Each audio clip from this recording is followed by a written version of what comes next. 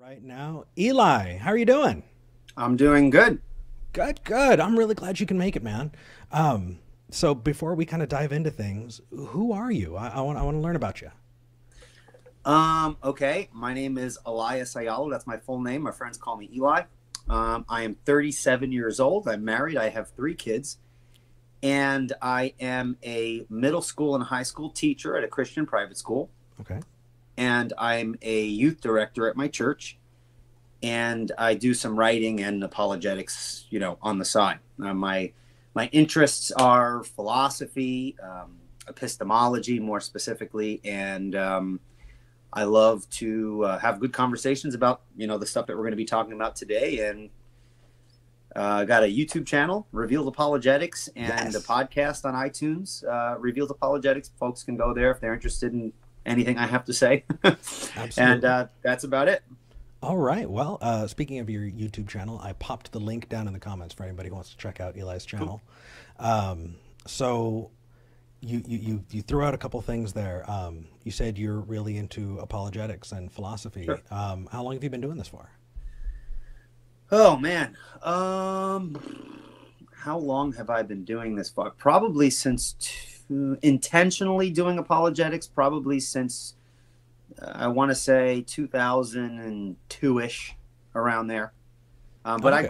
grew up in a Christian home, and I always enjoyed like theology and kind of going back and forth with some ideas and things like that. So I guess I can trace it back to like when I was in high school, but I didn't really take it seriously until I was probably in my early years of college.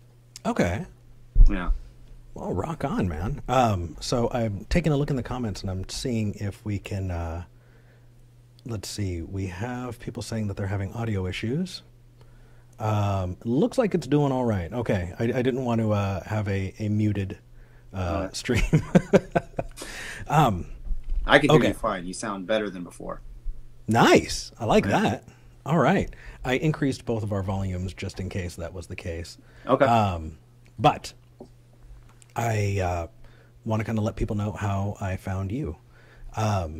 There's a gentleman named Braxton that I reached out to who suggested you and said that you would be a good guy to talk to. What what really got me was he said that you were a presuppositional apologist, and I'm assuming you haven't seen my show. That's I've okay. listened very briefly. I mean, Okay. we just for people background information, we just spoke for the first time. I think like a day or two, right? Right. Something like that. Yeah. Okay. So there is a caller who's called in a handful of times, Okay. who has pushed presuppositional apologetics. And by pushing presuppositional apologetics, I mean talking over until you stop talking. And Okay. it was rough, man. It was really rough. This guy wasn't representing very well. And so I don't feel like I've gotten a very clear idea of what tag is. And, one of the things that I try to exemplify in the other show that I do is charitable listening.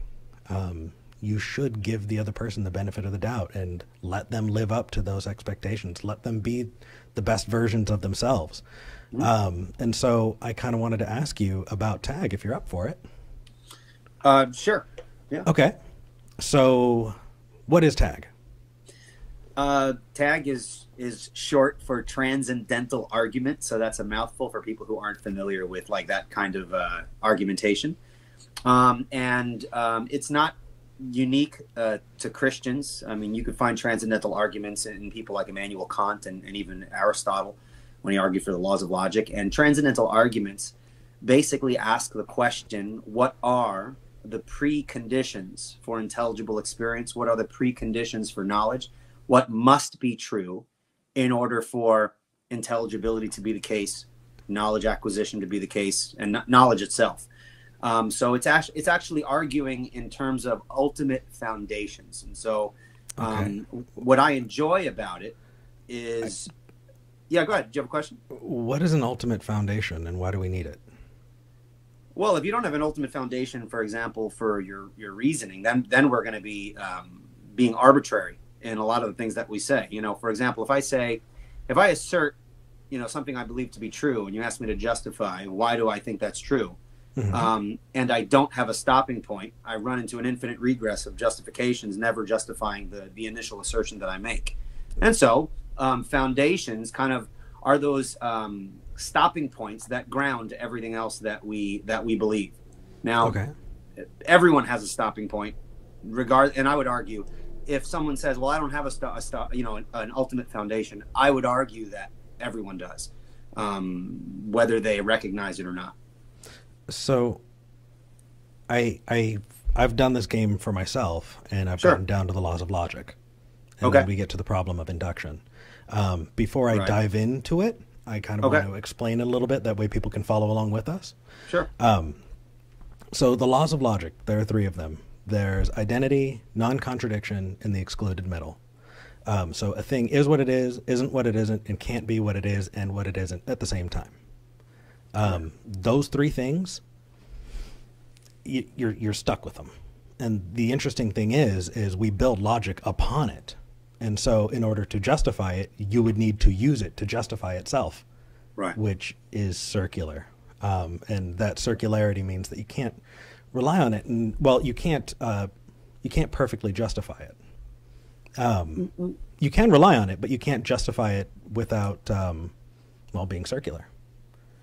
Yeah, well, here's the thing. I think you can justify it. You just don't justify it in the same way you justify other things. So, for example, if I were to have a presupposition that I accept on its own basis, you have people, for example, I don't want to mix kind of the terminology, but you have people who have what you call axioms.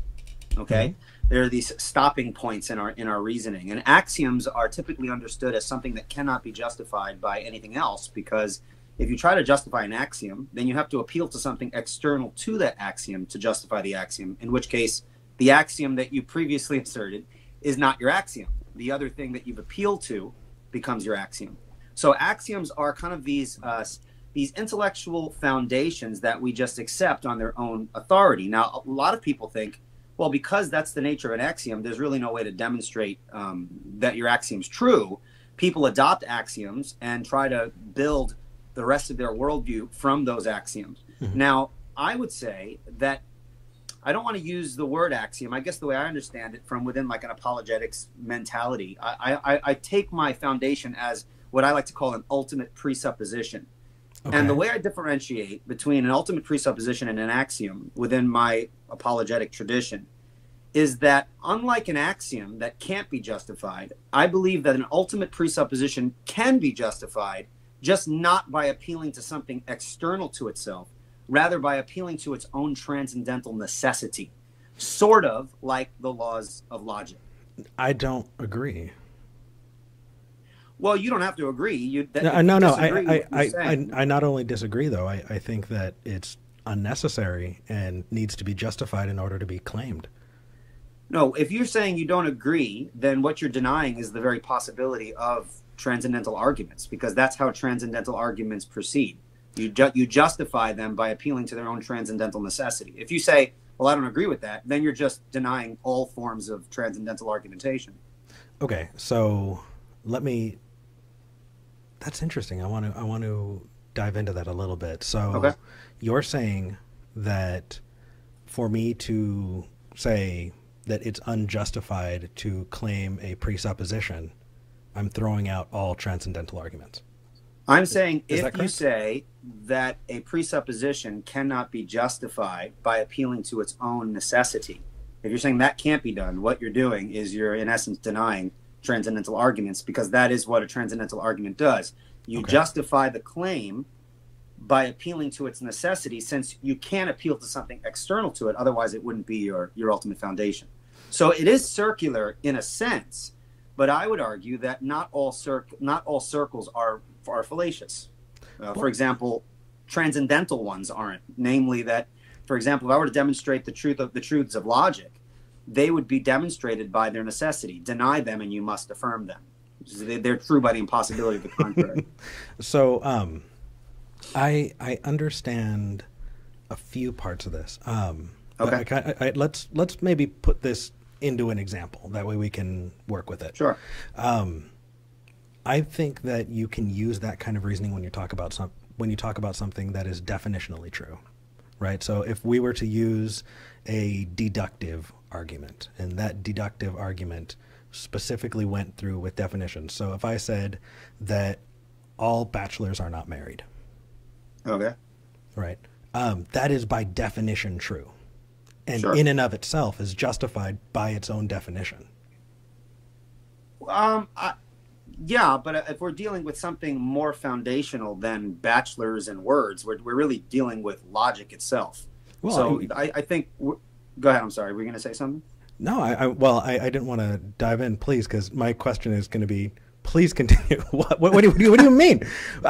So you're saying that the example is too trivial? I'm just trying to get the structure down. I'm saying that it's it's not foundational enough. And we use examples. When we're talking about ultimate foundations, we're talking about like really the bare bottom, so to speak. Okay. When we're talking about transcendentals, we're talking about the truth of something by its own necessity. In other words, to deny it, you must affirm it.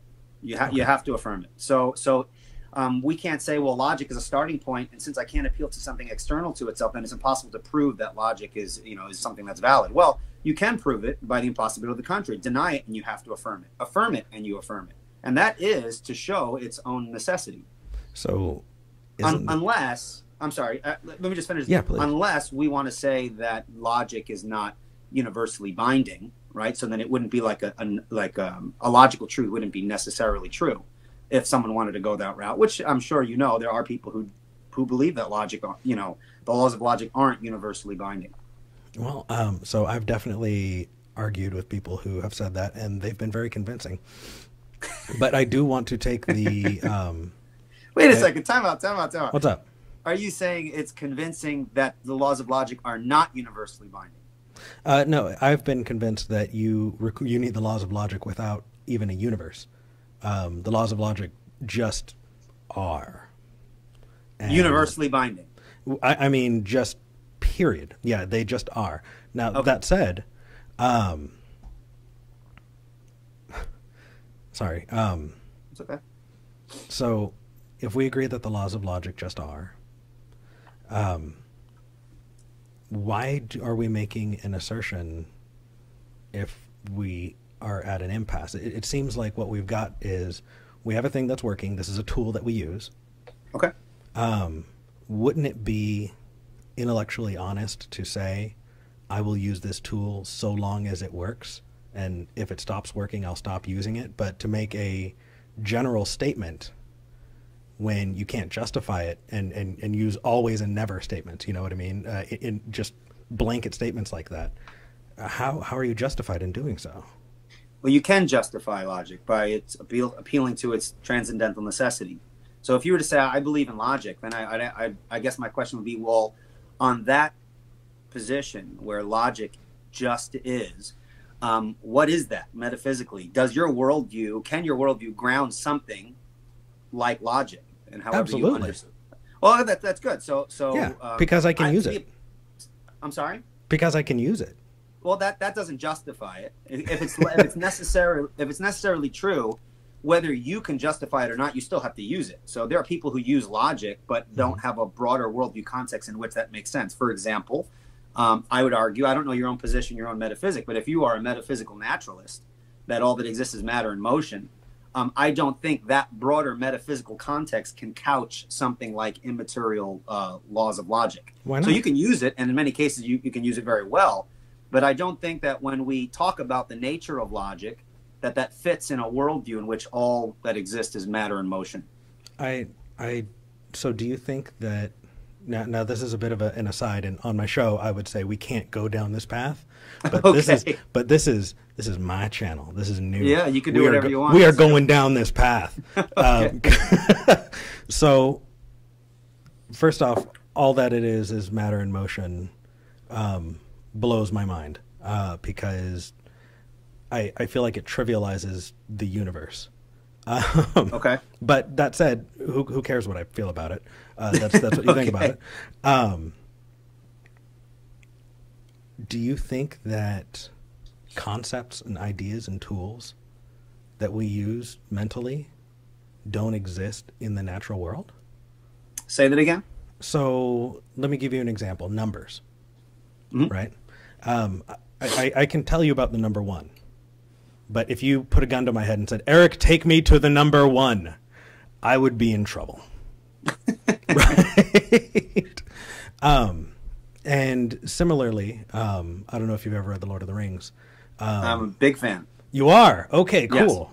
Yes. I'm a nerd, bro. I like video games. We're going to get along.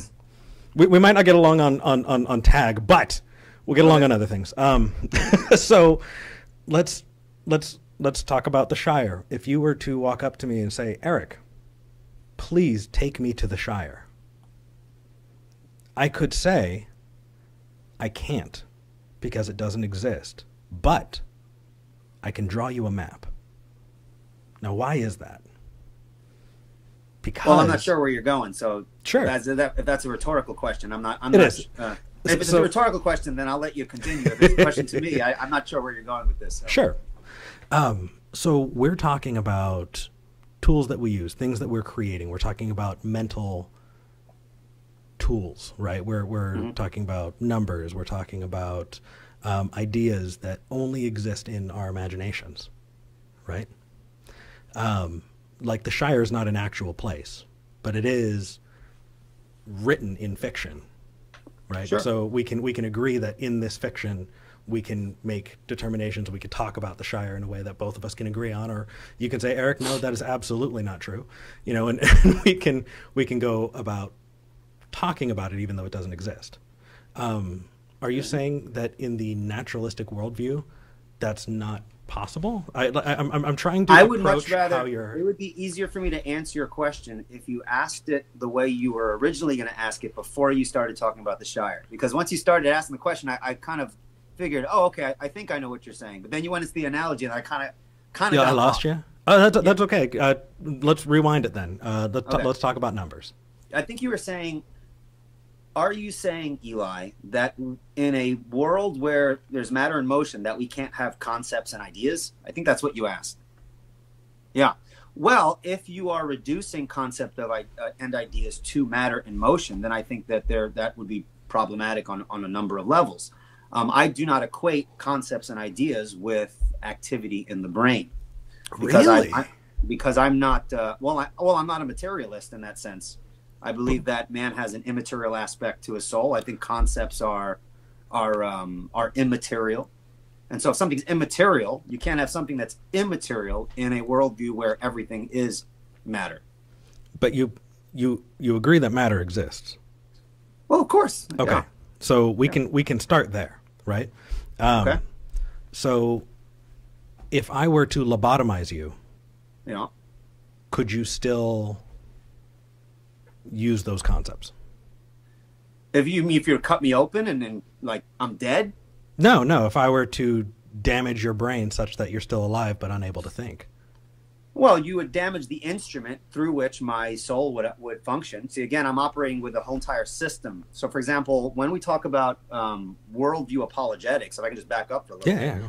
The difference between the Christian and the non-Christian is a difference of system versus system. So anything I might say about the nature of man is going to be connected to my broader metaphysic, in which I believe that there is an immaterial aspect and a material aspect. So I believe that man, in the beginning, God created the heavens and the earth, and you talk about the creation of man, and he breathed into man the breath of life. I believe man is a body-soul composite. And so the body is the vehicle through which the soul functions. If you damage the body, then you're going to damage the instrument through which my consciousness or my soul, whatever that looks like, whatever that is, functions. I'm sure you've heard the example of the pianist. I have to make sure I say that very, very clearly. The pianist, right? I don't think my crowd is going to be upset. Well, I mean, this is going to go on your channel too, so no worries. So it's typically in these kinds of examples, the consciousness of man, the soul of man is the pianist, and the piano is his body. Okay. And so the pianist can produce beautiful sounds by, playing the keys. But there's a distinction between the instrument and the pianist. If you damage the instrument, that doesn't destroy the pianist, but it does damage the instrument through which he uses to produce the music. Okay. And so you could damage my brain, and I wouldn't be able to operate in any meaningful way within time and space. but I don't think that I'm purely my body. So there's definitely a disconnect. There's a connection there, but I don't have that reductionistic view of the nature of man. Namely, well, it's just purely all matter and motion. Well, I don't think it's reductionist. I think it's what it is. Right. To say that, it would be similar to me saying, okay, all you believe is that a God, ta-da. Well, I don't mean it in a pejorative. I don't mean it in a pejorative I don't either, but it's kind of revealing in how you view that materialism, you know, and the fact that we are material beings. So then let's do a thought experiment, right? Okay. So you know that brain damage doesn't just prevent or inhibit action, it changes action. And there have been documented cases where people have survived a traumatic brain injury and then have changed their personality entirely, sometimes towards very, very violent ends, right? And then, let's see, I believe I read about a case that there was a swelling in the brain that actually caused very, very different behaviors. It caused a gentleman to behave as like a pedophile, actually, in that case. And then after getting treated, though, that entirely changed, right? So was the pianist always a pedophile? Was the soul caused? What happened there in your worldview? Those are good questions. And I told you at the beginning, if I don't know the answer to something, I'll let you know. I don't know the intricacies of the connection. I mean, I'm not a philosopher of mind, and I'm not a neuroscientist or anything like that. What I'm saying, when we go back up to the nature of tag, because now we're shifting into immateriality, the mind, and things like that. The basic gist of tag is worldview system. Which worldview system can provide a foundation for even what we're talking about now? I mean, we can talk about the specifics, but that ultimately is not where we disagree necessarily. I mean, we're going to have disagreements there, but it's because our foundations are in conflict with one another. What if I said that I don't think... What if I said that I think we have the same foundation? We don't, because my foundation includes a metaphysic in which what the Bible says about the world is true. Well, you don't have that foundation. Do we both agree that the laws of logic are a starting point? They're not my starting point metaphysically. In other words, I don't think that logic is something that like hangs out in the middle of nowhere. I believe logic only makes sense within a context. So do you within think a metaphysical context in which something like logic could make sense. So do you think God could break the laws of logic? No, because within the Christian perspective, logic is a reflection of his thinking. So it's not something that as Christians, we don't believe that God invented logic because we don't believe that God invented his thinking. It's an aspect of who he is. God is the metaphysical context in which something like logic actually fits. If you just hang logic out there, kind of like a Platonic, if you're familiar with Platonism, you got the forms and the particulars. If you have logic kind of existing out there as a Platonic reality, I don't think that is even a coherent concept. Why not? We both agree that logic is what we use. The only thing that's different is that you're taking an extra step and then saying, because that's how I describe God. It's almost as if you're defining that God into existence. I'm not taking an extra step because, remember, the disagreement between you and I is not a particular, hey, we disagree over logic here and this over here and the nature of the mind over here. It's the system. I have an entire system that gives context to the individual pieces. So what I believe about logic is related to what I believe about the broader metaphysical context with which I bring to the table. So you have your own metaphysical context in which you use logic. I know we both use it. We use it by necessity. Yeah. But I think the issue here is which worldview has the metaphysical context in which something like logic makes sense. If your worldview is one of matter and motion, my question is, how would you define for me what logic is, and how does it fit within your broader context? And so we can see if that even makes sense. Yeah, absolutely. Which I'm sure you might think it does, and you might think it does make sense, but I don't know your position, so that's why I would ask that question. Yeah. So I think the best way to do that is to couch it in a little bit of an explanation, right? So I was born and raised a born-again Christian. Went to Calvary Chapel. I lived that life. And when I left the church, one of the things, and I'm only going to talk about morality because I'm using it to point back. I promise I'm not Sure. going to take us down a different road here. Okay. Is my understanding of morality changed because I thought that morality was something that was handed down to me by God. And as I stepped away, I saw people who did not believe in that God, believed in contradictory gods and things like that. And so it wasn't a case of creating a morality as much as it was understanding why we behave in a moral way, right? I didn't need to reinvent the wheel because I saw that my neighbors were still being kind to each other and I could still, behave in a moral way. Why? Why do we do that? Let's define it. What we're doing is we're creating tools to explain things, right? The number one, and just numbers in general, they aren't useful unless we give them use, right? Even with the way we do math, right? If I were to change base 10 to base 8, the way you're going to do a problem is going to be different. In fact, I could live in a world that doesn't use numbers at all.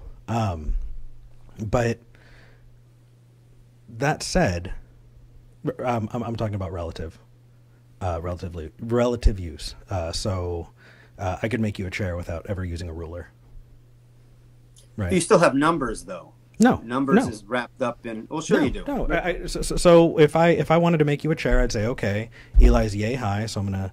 About here to here is about where I want it to be. And so the next piece I'm going to make, I'm going to line up with it, and that's going to be flush. I'm going to make a chair to you, not to a specific measurement that I took. But you're still assuming numbers, even though you're not saying numbers. So then there's a differentiation between me, who you're making this hypothetical chair for, and chair. There's individuality. Numbers are wrapped up in logic itself, the law of identity and things like that. So you can talk and not use numbers in your language, but we assume numbers and language, numbers and logic at the very moment we communicate or even think when we reflect. So, I mean, that you can talk about it practically. What I'm dealing with is the metaphysical aspect. How do you make sense out of something that is immaterial, something that is conceptual like logic, in a worldview where there's matter and motion? And I ask that not as kind of a, no, it's not a gotcha. Give me I demand an answer. I have no clue. No worries. How a world where there's purely matter and motion, you can make sense out of logical laws unless you include them within the matter and motion, which has problems. Or you appeal to some... Hold on. Why does that have problems? It only has a problem if you say that we have to have a grounding, which you have not justified. No. The reason why there's a problem, you can't ground unchangeable laws in the physical cosmos. Since the physical cosmos, anything with physicality undergoes change. I mean, it's like Heraclitus. How do you know that? You never step into the same river twice. Hold on. You can't ground universal laws in physicality because they're conceptual in nature. You don't see a law of logic growing in a field somewhere. Have you heard of confusing the map for the place?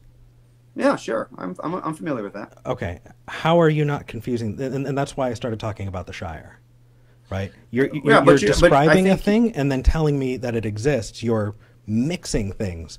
And I don't think you have the right to. I think that you're saying, okay, here's a description of a thing, right? I'm telling you about the Shire. Therefore, next time I go to the Shire, I'm going to pick up a whatever.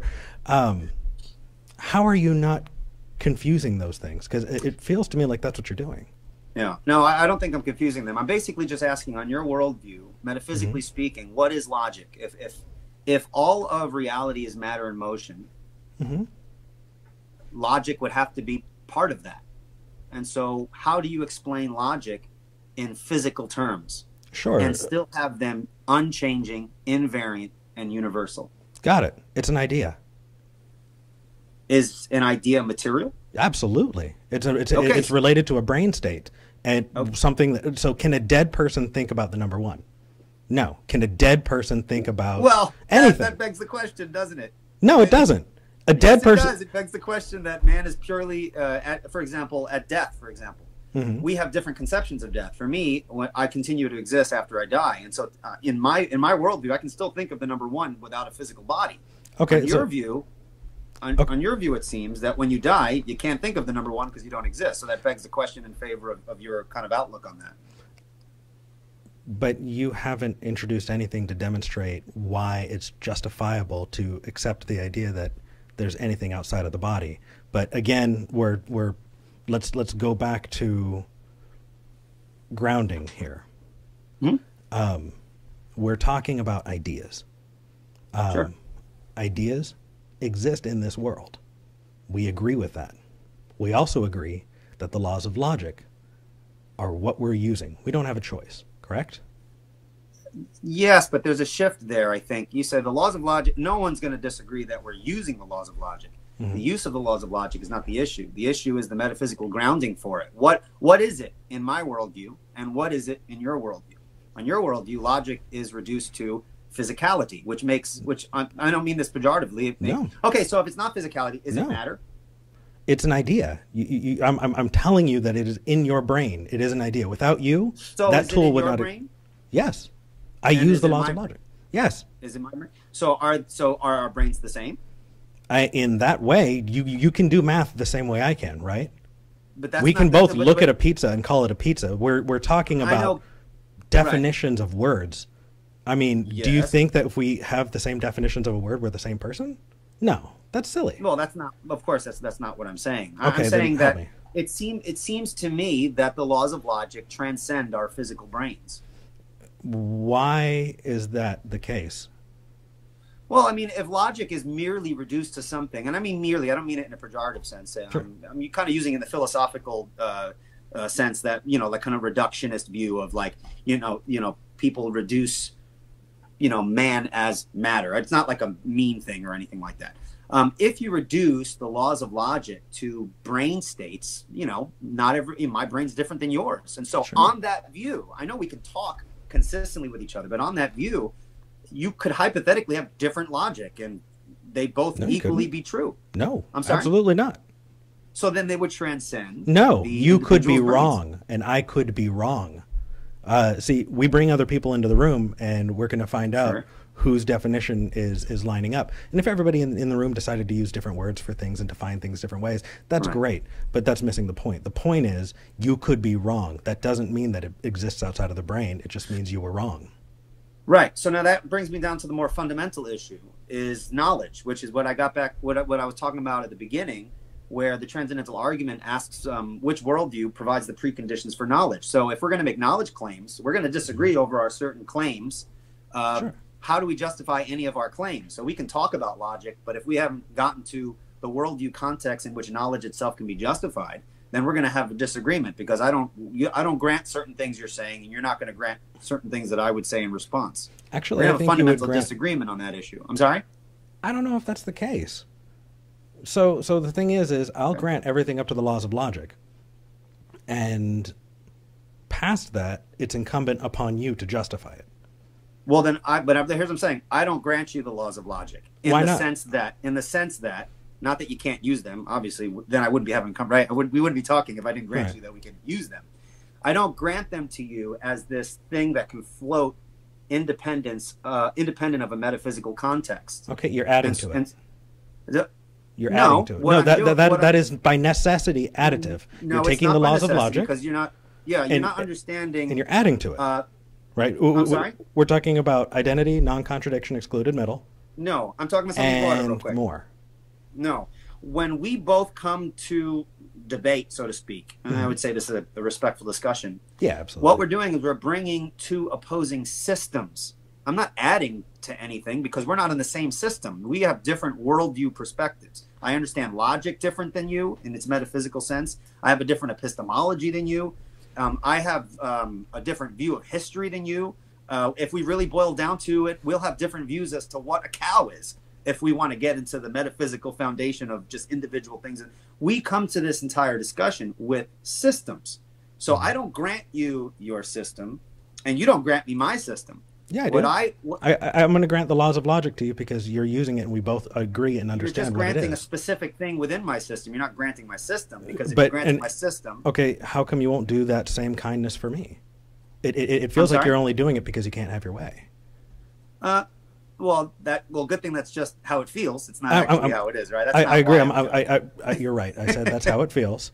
Right, that's please. Right. The reason why I'm doing it is not because because I can't have my way. I actually think it's an illogical concept to take a worldview system and grant pieces of it, since the truth of the pieces depend on the broader context.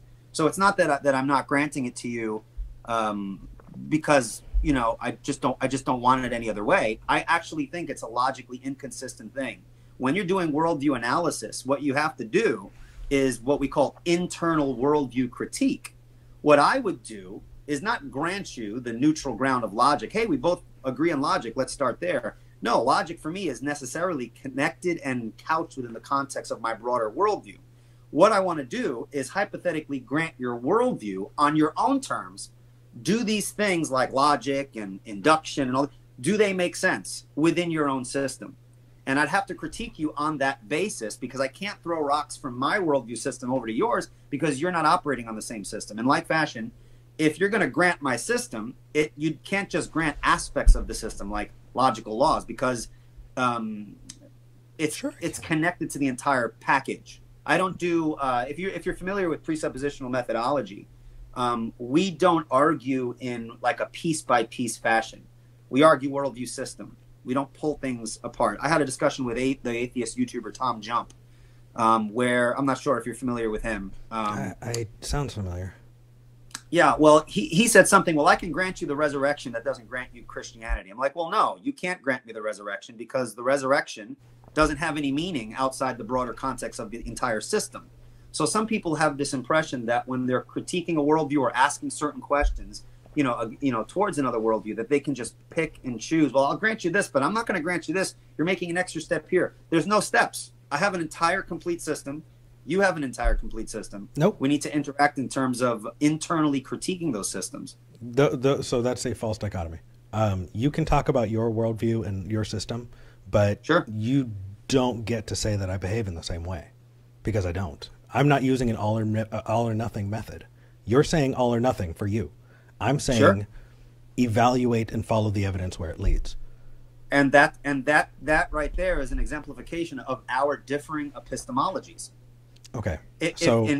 We have a different. I think that actually is not. It's not only that I don't hold to that epistemological perspective. I actually don't even think it's possible, because it almost seems to presuppose that you can talk about individual things without a broader context. Well, I can drive my car and understand how to drive my car, sure, and not know what's actually going on under the hood. I just know I need to take it to the mechanic and put gas in it. I can use this thing and not know how it's working, just like we're both using the laws of logic and not justifying it.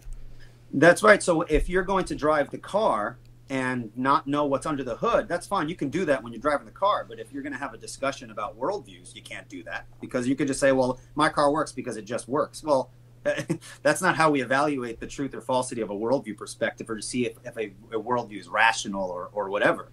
That's just being arbitrary. We're having a back and forth, respectful discussion. You're going to have to do a little bit more than just say, well, I use the laws of logic. Well, granted, I know you use the laws of logic.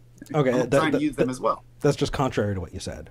You said I can't use it, and so I just gave you an example of me being able to use a thing that I couldn't. I didn't say you can't use the laws of logic. I said that you do. We both are using the laws of logic. Okay, sorry, I misunderstood. That's okay. That's okay. What I'm saying is, what you can't do. Well, I suppose you can do this, but if we're going to have a discussion, it's not fruitful to do this. That you just talk about, look, I use it, but then there's no justification for it. So if you're going to argue a position, you're going to need to give a little more than just say, well, I know the logic exists because I use it. Well, yeah, we're all using it. The question of the transcendental argument is which worldview can make sense out of it. So let me think on this for just a moment. Mm-hmm. So you're saying that, and I'm going to point back to the car here, right? Sure. It's not enough to say that I can drive my car and not know it's under the hood. I should be able to tell you why the car works to justify using it? No. If you're going, say, for example, say we weren't having a discussion, we're having a Sure. formal debate. I'm not saying you you're gonna can't come use it, to but a- justify using it. Well, here's you can use it because you're using it, right? No one's going to Sure. prohibit you from using the laws of logic or driving a car, right? Cool. Sounds like So you just can- granted me the laws of logic. I'm sorry? Sounds like you just granted me the laws of logic. I'm glad. Yes, but not in the way that you understand logic. When I grant you the laws of logic from my system, it's because you're made in the image of God. We haven't discussed that part yet, but it's part of a broader system. No, I mean, don't have we can get there. That's extra. And that is extra because we can both agree on identity, non-contradiction, excluded middle. Yes, are those that can we agree on the definitions of the laws of logic? If I define the laws of logic, will you agree that that is the definition of laws of logic? I would say that those are the laws of logic, but within your worldview No, perspective. nope. they Wait, don't stop. I didn't ask you about that. I asked you if you will agree that we both have the definition for the laws of logic. Well, I'm not going to answer that question independent of a broader metaphysic, because what you're doing is you're thinking in piecemeal fashion. Piece here, piece there. What I'm saying is pieces cannot be rationally discussed without a broader system. I'm Okay. bringing a system. You asked about the transcendental argument. Okay. When we, as presuppositionalists, argue transcendentally, we are arguing systems. I don't argue about, for example, a specific fact over here. I have an undergirding theory of fact that gives meaning and coherence to the specific fact. So I can't talk about one without discussing the other. So Because say you have a fact here and I have a fact here and we can fight it off. Well, which one's true? Well, our assumptions are going to prohibit us from agreeing. So we need to go behind those and see which worldview has a proper theory of fact, a proper worldview that can couch something like a fact. Okay. And if you don't have a broader worldview that's consistent with what you say about the individual fact, then it's an incoherent system. And I Okay. could actually draw into doubt whether So- you could know that to be a fact within your own worldview perspective. Okay, so let's reduce this down. Let's Okay. reduce it down as far as we can. Okay.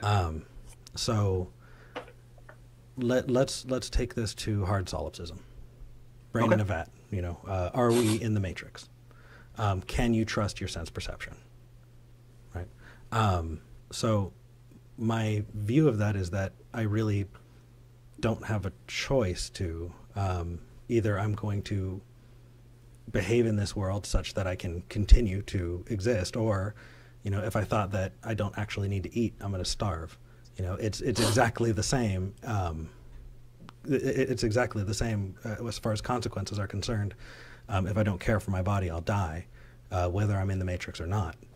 That said, can I definitively say that I'm not in the matrix, that I'm not a brain in a vat, and that you're not just a construct of my imagination? Well, no, it's an unfalsifiable claim. Can you? Yeah, I don't think we can. Within my worldview, it's impossible for me to be a brain in a vat. Why? And the reason is the brain in the vat. If the brain in the vat concept were true, it would seem to me that knowledge about anything would be impossible. How so? And well, because anything I claim to know, I can say, well, I might be in a brain in a vat. That might not actually be the case. Well, that's if you're talking about absolute truth, capital T truth. Right. And well, as a Christian, I do believe that there is absolute truth, and we can know some of it. No, whoa. Hold on a second. Hold on. I agree that that's what you think. I'll grant you that. What I won't grant you is that you can actually attain any of it. What makes you think you can attain absolute truth?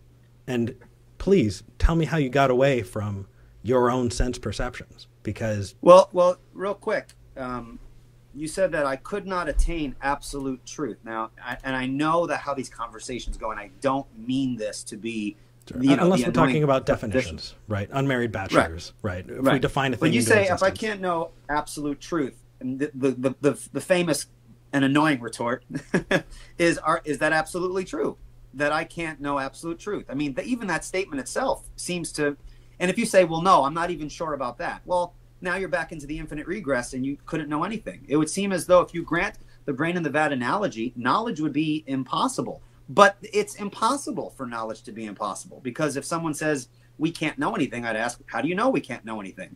You either know we can't know anything, which is self-refuting, or you can say, I don't even know that, but then you're stuck in the infinite regress again. So are you kicking out all inductive logic? I'm not kicking out. I'm saying that that's the result of your worldview, which you've just expressed that within your own perspective, you could be a brain in a vat. There's no way for you to know. Within my worldview, I'm not in that situation because within my worldview system, it includes a foundation for knowing some things. Justify that to me. Well, again, it's wrapped up into the transcendental argument. If you were to ask me, how do you know Christianity is true? You know, I would say, and this is the common presuppositional language, but I'll try to explain. Christianity, the Christian worldview is true by the impossibility of the contrary. Well, that's interesting. Do say, explain yourself. It's kind of like logic. How do I know logic is valid? Well, deny it and you affirm it. How do you know Christianity is true? Deny what Christianity says about the world, and you'll have to affirm certain things within the Christian worldview, namely logic. And you think that you could justify logic in your own worldview, and that's why we're having this discussion. But my argument, part of my argument would be that you can't.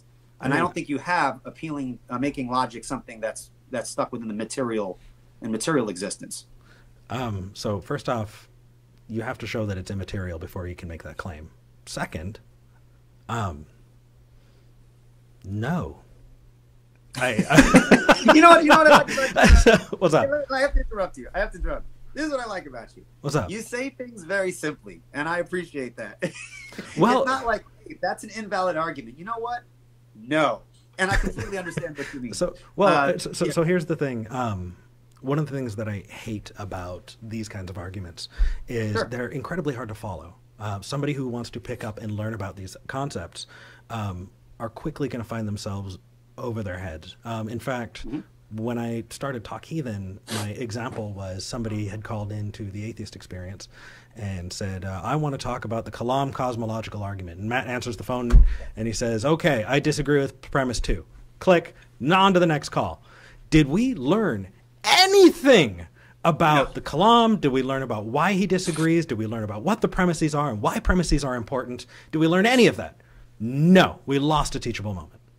And I honestly think it's a sign of understanding when you can use different language to express an idea. It's just like it's one thing to learn a subject. It's another thing to teach it, right? If you're wanting to teach mathematics to someone, you're not just understanding it. You are finding different ways of approaching it so that you can discuss it in a way that makes sense to the student, right?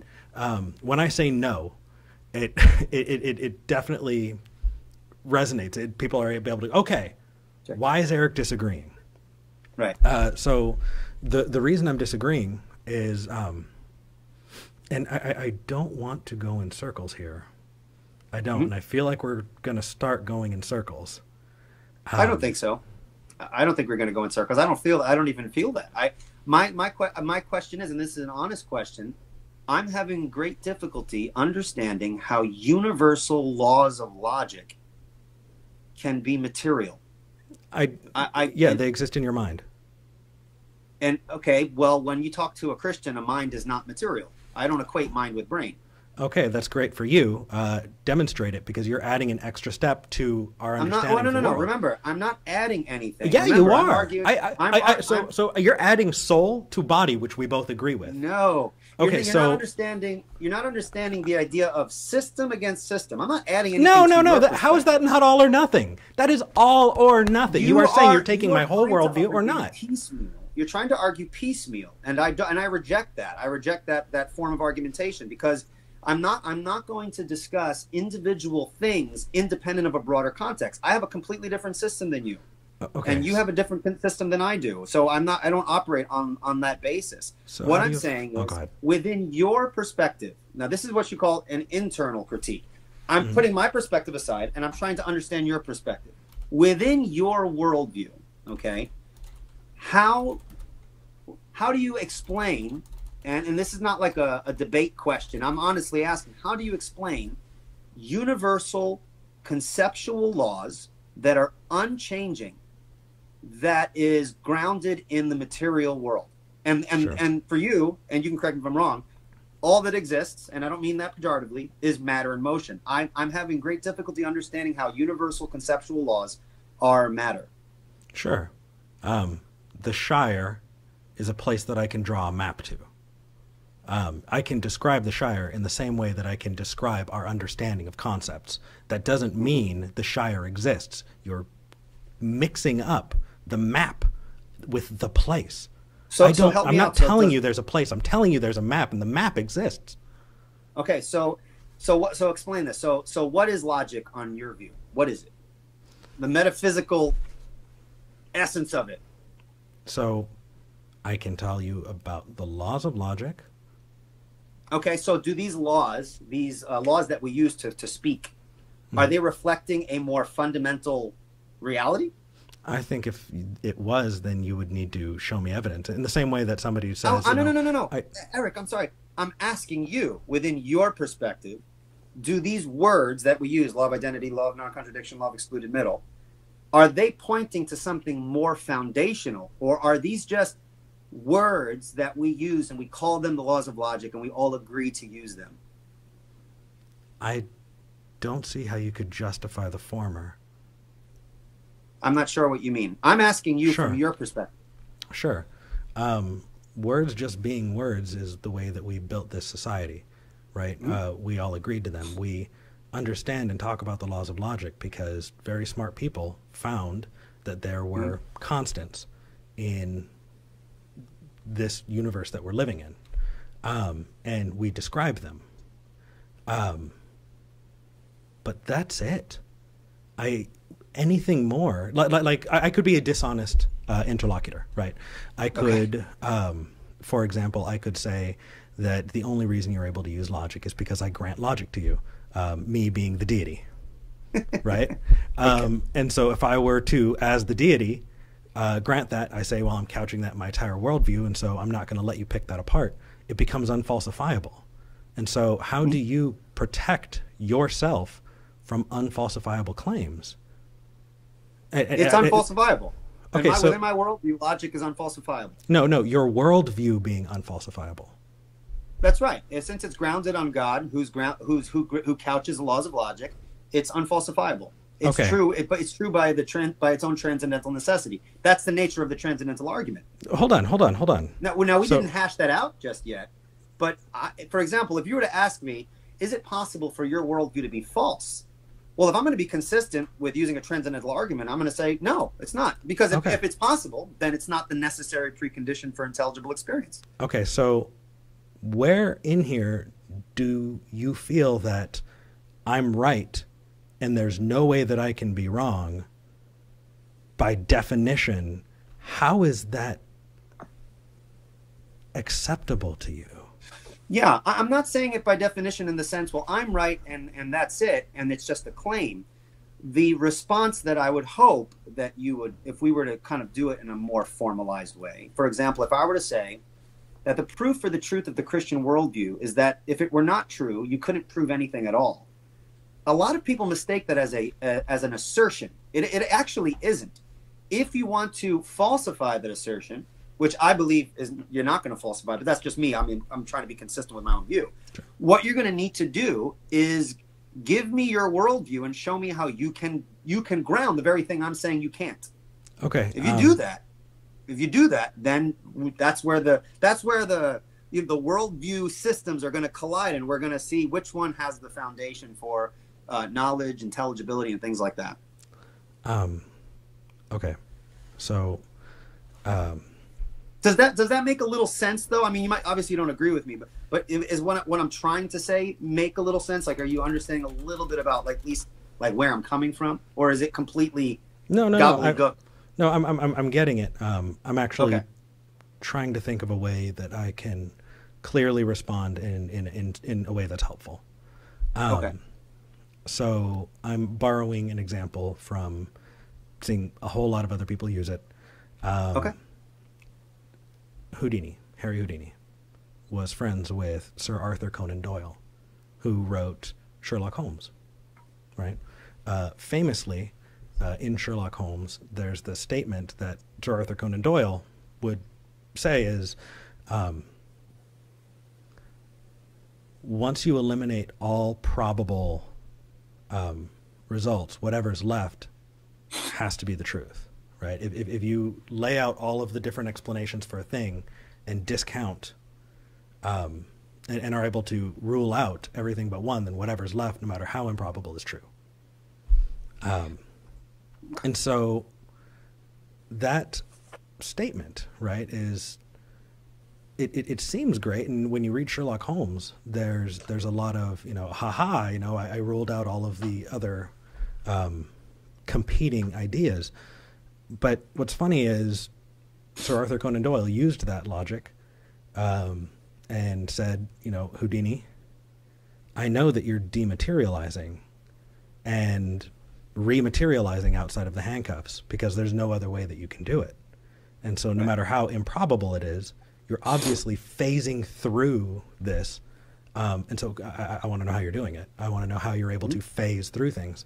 Well, no, that wasn't the case. He was fooling people, which is an example of just because I don't have an answer doesn't mean that your answer is any more justified. What it is it's an argument from incredulity. I don't know, or you can't explain it, therefore I'm right. Well, you could say that. That's unsatisfactory. I can say, when you say, well, just because I don't know doesn't mean your answer is right. Well, I'm giving you a worldview system that can ground universal conceptual laws, which I think, upon very close study, and obviously you disagree, it is easy to see that the laws of logic are not grounded as materialistically. And there are a lot of atheists who see this as a problem. You have these universal conceptual laws. How do we make sense out of that if we hold to a view that the universe is purely matter and motion? I don't think it fits in the same way. When you ground these universal laws in a world that is purely material, there's issues there. My assertion that there's issues is not just my assertion. A lot of people who agree with it doesn't make it right, but that's something that you really need to come to grips with. If I were to say, logic, is it material? You say, no. It's like, well, is it immaterial? I don't know, or no, or well, what is it? It's like, well, I don't know, but that doesn't mean what you're saying is right. It's like, well, I mean, if we're going to debate worldviews and talk about foundations, it seems as though we need to talk a little bit more about the details of your worldview, because otherwise you're using logic, but you have no ground for them, and your assertion that, well, just because I don't know doesn't mean well, maybe you should consider that universal conceptual laws, you might not agree with this, but it is quite rational to make the argument that universal conceptual laws could be grounded in a universal mind. They're conceptual. They're conceptual by nature. Yes, and Bigfoot could crawl out of my ass. Until you can justify that, then you have no right. You have no right. In fact, what you've done here is you replied to my example of, you need to provide your own response before, invalidating mine. I understand that you're wanting to talk about my worldview, and I'd be happy to talk to you about my worldview. What it seems that you've done is you have taken the ability to discuss your worldview off the table before we ever came to it. Absolutely Okay, not. then show me how your worldview is falsifiable. Well, when we talk about comparison of worldviews, I'm not removing mine from the table. Okay, if you're how's familiar it falsifiable? with, I'm sorry? How's it falsifiable then? It's not falsifiable. Okay, then you're taking it off the table. No, because you're welcome to critique my worldview. This Okay. is the whole nature of the discussion. Since we have different worldview systems, look at this. If I were to have my two hands up here, I look like an idiot putting my hands up like Dude, I've been doing it the whole night. No worries, man. Right. So if these are two. Let me get them in the camera. There we go. Yes. If these are two worldview systems. Okay. Okay. If you throw stones from your worldview system into mine, critiquing it from the outside, you're not going to successfully refute my worldview, since your system has completely different starting point. I don't grant the things within your worldview. And like fashion, as a Christian, I can't throw rocks over into your worldview from my perspective. Yes, you can. And so you should. No, you can. No, you You cannot, entirely should. Because if I'm not wrong, from my worldview. yes, absolutely. You can be wrong about everything else. You can be wrong about everything in your life. But if you bring a salient point to me that shows me that I was wrong somewhere, then I should change it. And the fact you is, should change the idea that it's adequate to critique a worldview from someone else's worldview. no, it's an illegitimate logical move. So for example, if you were to say, can God create a rock so big that he can't lift? Again, you are asking a question that would be impossible given the thought categories and concepts within the Christian system. You can't throw rocks from outside systems. You have to go into the system and evaluate it on its own basis, so that given the hypothetical truths within that system, it shoots itself in the foot and hence can't stand. Or it can answer those questions. It is consistent, is coherent, and you can ground the pieces of belief or the articles of knowledge within that worldview that they're consistent within the system. Okay, so you can't just go from outside the worldview. You have to do what's called internal worldview critique. Otherwise, so I entirely disagree. You can teach me a true thing for all of the wrong reasons and be coincidentally showing me a true thing. So how do you? I apologize. I interrupted. It's okay. No. What I was going to say is, It sounds like there's no reason for me to be here. Well, I mean, you invited me. No. I agree, but generally in this discussion, you're saying that TAG, the Transcendental Argument, the Christian worldview as you are portraying it, is something that is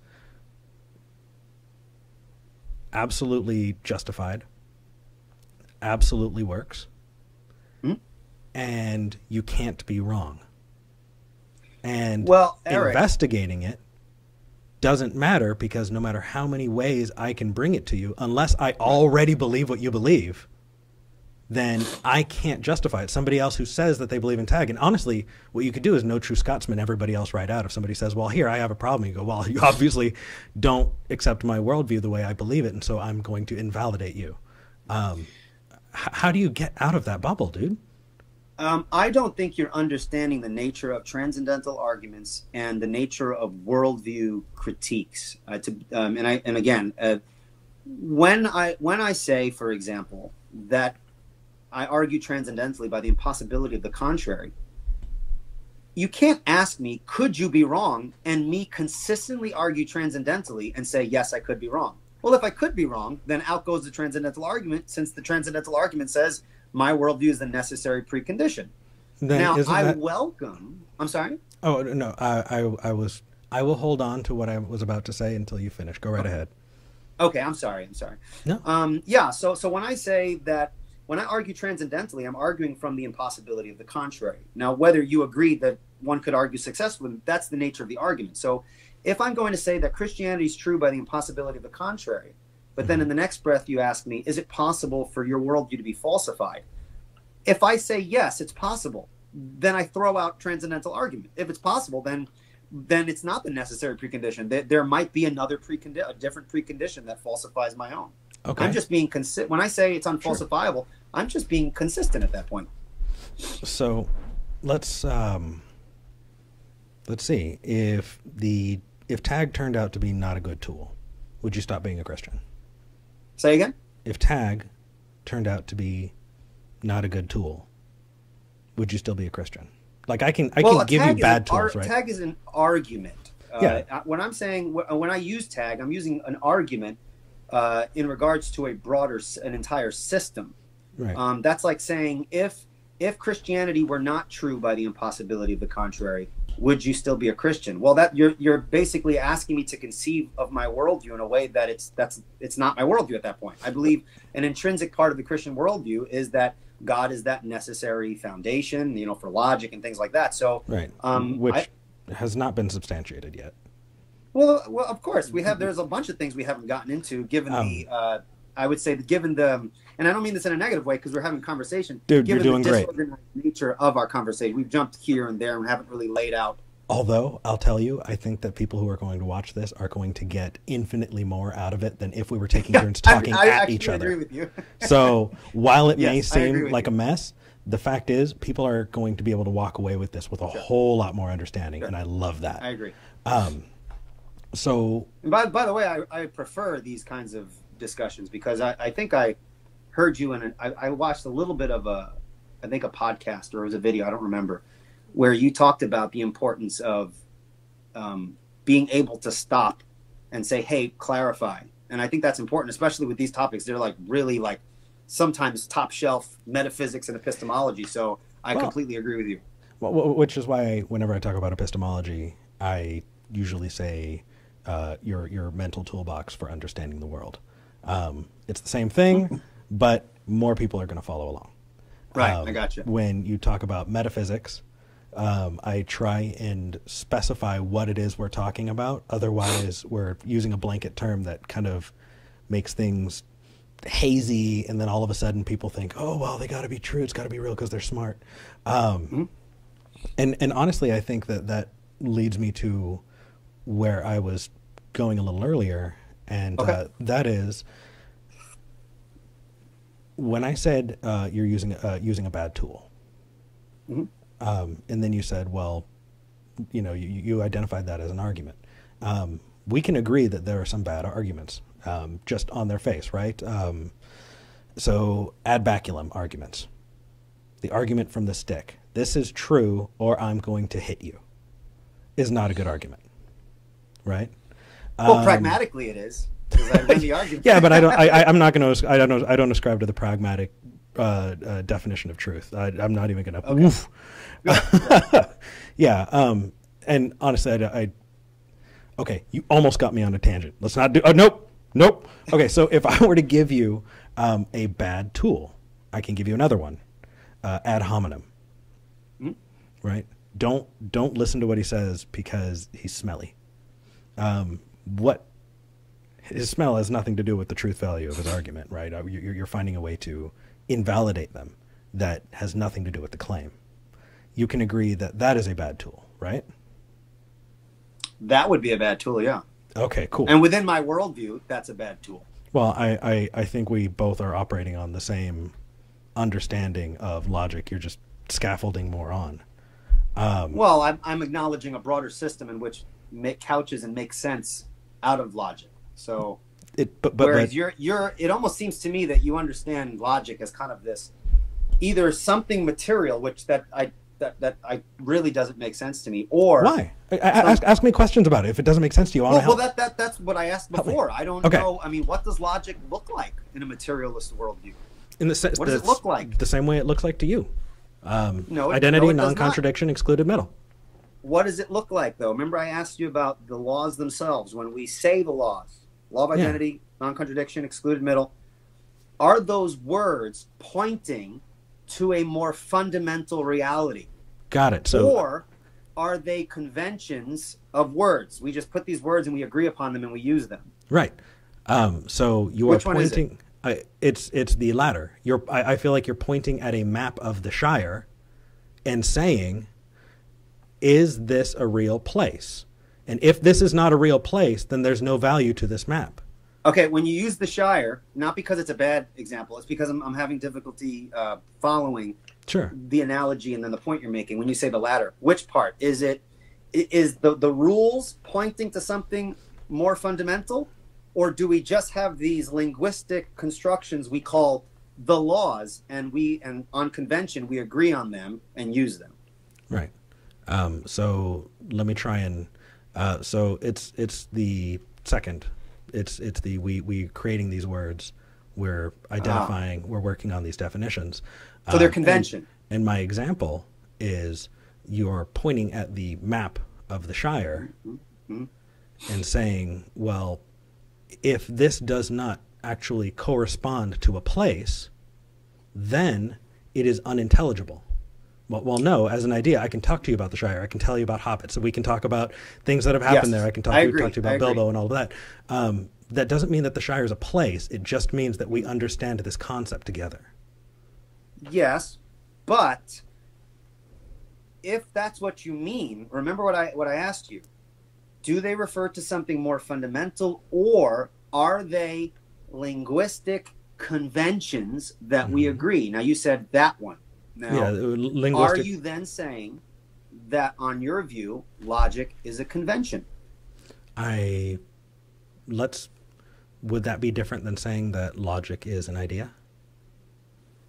Well, is the idea a convention? We make it up and agree upon it? In which case, my next point would be, if that's your position, then I don't see how, on convention, these laws are universally binding. I never said unless they were. we agree.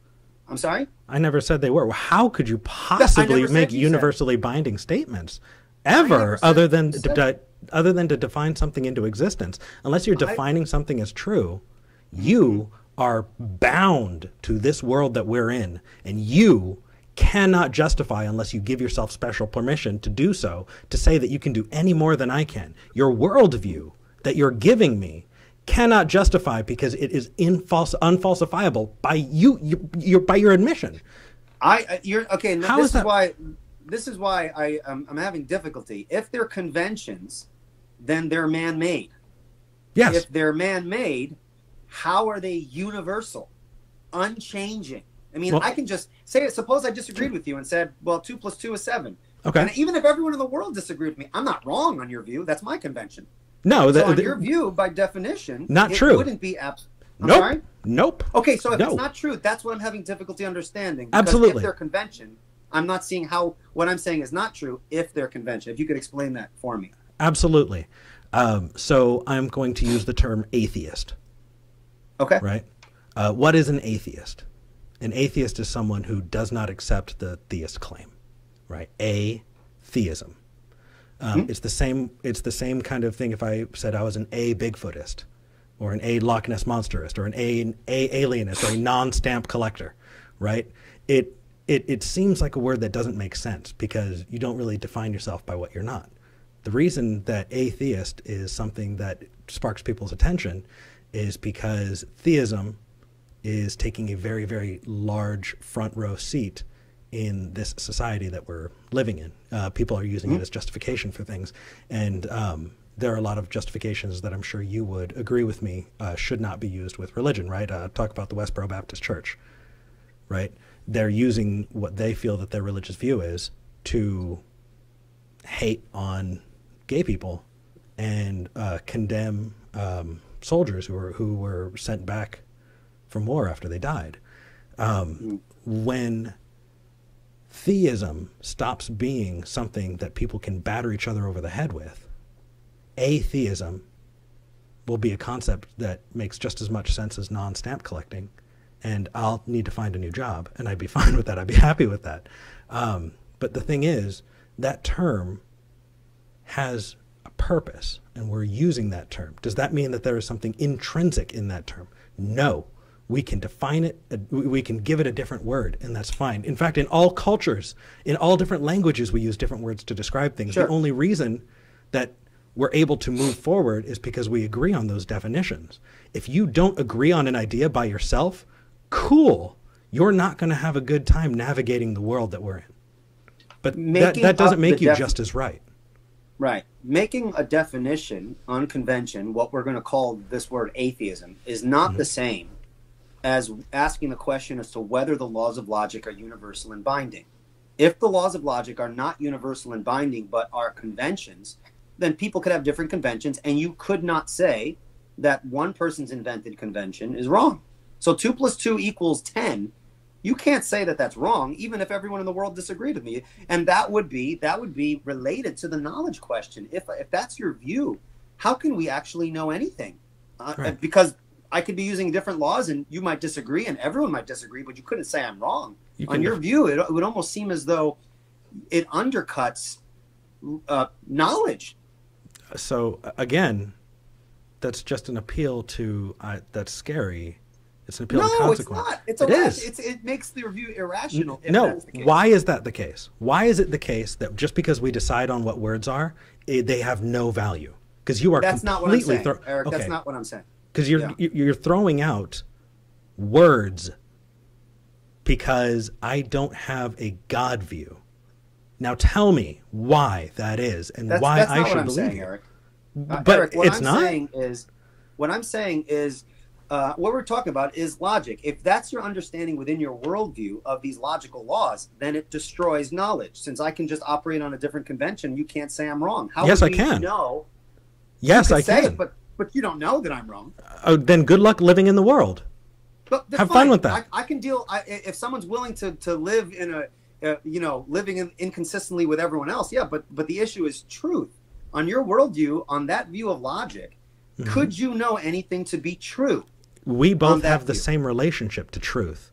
I'm just being honest about it, and I want to take you there. Oh, that's what it is. Okay, I want to take you dishonest. There. Not intentionally, not intentionally. But if you're saying if this is unfalsifiable, Listen, you're saying it's unfalsifiable, Eli. You're saying it's sorry? unfalsifiable, and I'm not trying to be an ass about it. I don't. I understand. I think On you your picked view- this up. I think you picked up tag, and these are the tools that you were given, and these are the tools that you're using to explain what tag is. I'm not saying that you are a dishonest interlocutor. I am saying that you are presenting a dishonest point, and I'm trying to show you why. I don't think you're doing, and I mean this respectfully, I don't think you're doing a good job. I think probably. I'm probably not doing a good job. I'll grant you. Yeah, but I'm trying. What I'm saying simply is that if what you're saying about logic and all this stuff within your worldview is true, it seems to destroy and undercut knowledge and rationality, since we couldn't know anything to be true. Because if you're going to use logic to come to conclusions and call it knowledge, well, if someone's operating on a different convention, then I can draw into question whether what you say you know, you in fact know it. Now, if you can say, for example, well, fine, deny what we've all agreed upon. Have fun living in that world. Well, that's an irrelevant question. That deals with the practical outflow of what I believe. But we still can't get to, is what I'm saying true on your view? It seems like you're reduced to a complete and utter skepticism, which I think is a problematic perspective if you're going to make knowledge claims throughout a conversation and you can't ground them. So you're appealing to something that we both have to deal with. We're both in the same boat. No. Sure. I don't have that. Because I don't believe that logic is conventional. Because if I did, don't care what I'd you be stuck believe. in your position. You're using exactly what you said you can't do, right? You said, hey, Eric, if this person wants to believe X and they're absolutely wrong and they want to live on an island somewhere and never have to deal with people, then that is just an outflow from Can you say this that again? line of reasoning. If somebody wants to repeat that sentence again? Sure. If somebody wants to live on an island with their own definitions for things and their own understanding, whatever, good luck living in the world. You replied to that by saying, hey, Eric, you're just appealing to the consequent of it, right? You're not actually giving me truth claims. And you can't get to truth claims by appealing to consequences, right? Yeah, but you said, when you said it the first time, you said that they go off and they're wrong. I'm saying on your view, you couldn't say they're wrong because you can't say you don't know what truth is, capital T, in regards to any specific thing, unless you think you can. But then again, you said before you could be a brain in a vat, which I don't see how you're going to escape a complete and utter skepticism at that point. No, well, you can't either. That's the thing. Is just because yes, I can. Okay, Ollie Oxenford. Yes, I can too. Now we're good, right? No. Well, no. Yes. Why? Now, you don't have to agree with this, but if you consider my worldview system within my worldview system, because it is grounded in a personal God, if you were to hypothetically, grant the truth of my worldview, then within the truth of my worldview, there's a God who can convey knowledge to me such that I could know it. Now, you don't have to agree with that as an atheist, but from within the Christian system, that is a coherent concept. So I could have knowledge because I have a God who knows all things and can reveal things. Within my system, that's consistent. Now, within your system, what I'm saying is, on your system, you can't have knowledge. And if you can't have knowledge, then it's an irrational position. Why do I say you can't have knowledge? Because you just before agreed, logic is convention. Well, if it's convention, then you have competing conventions and we can never know the difference. No, give me a competing convention to the laws of logic. Well, I mean, I can't think off the top of my head. I can say 2 + 2 is 20. Is that wrong? Is that right or wrong? Do you define 2 the way I define 2? I'm sorry? You're playing a definitions game. So are you defining 2 I'm the same way I disagreeing do? with your I'm asking you. I can agree with your definition and disagree with your definition at the same time. No, you can't. So that's like saying... Is it true that I can't? No, so you are relying on... Okay. Let me... Yeah, clear your mind. Recalculate just a little get in bit, the right? weeds. Yeah. What was it in Bad Boys? Coffee or something, or water. Woo-saw. I've got my energy drink right here. Okay. So, we're talking about brain in a vat. You brought up how do we escape from brain in a vat? How do you escape? My worldview, there's no brain in a vat. Okay.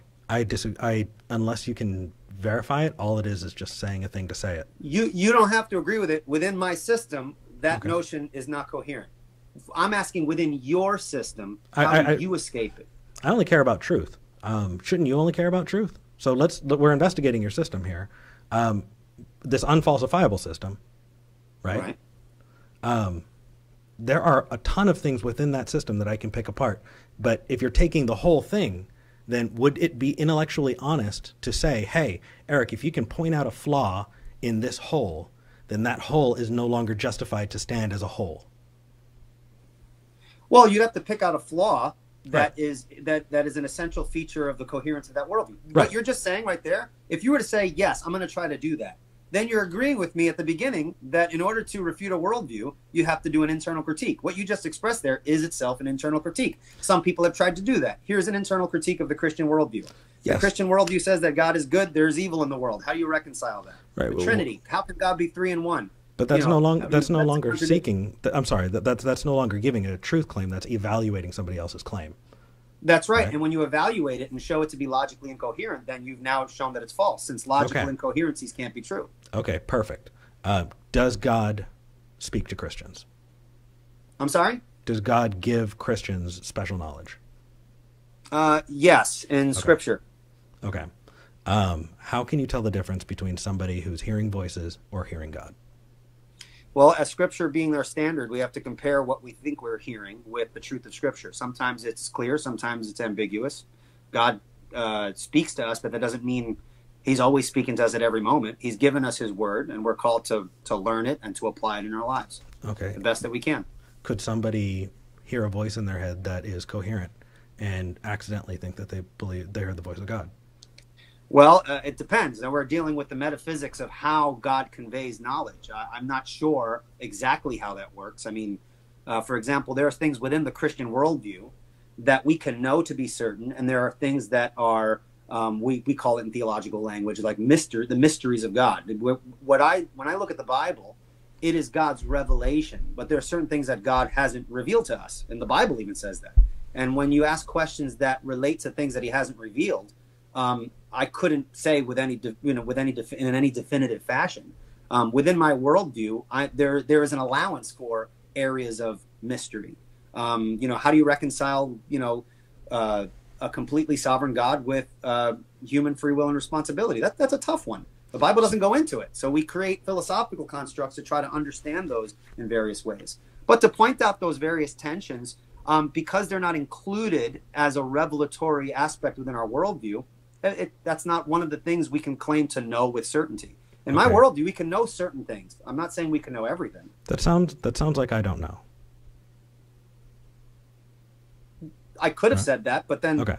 I think it'd be better if I explain. Sure. If I explain. I just want to make sure that Remember, I I'm told not. you last time. I have Yeah. no problem saying I don't know. I know. Deuteronomy I got you. 29 says that the secret things belong to the Lord, and the things that God has revealed belong to us and our children's children. There are things that within the Christian system, things that we can know, and things that we are not told. Okay, so know?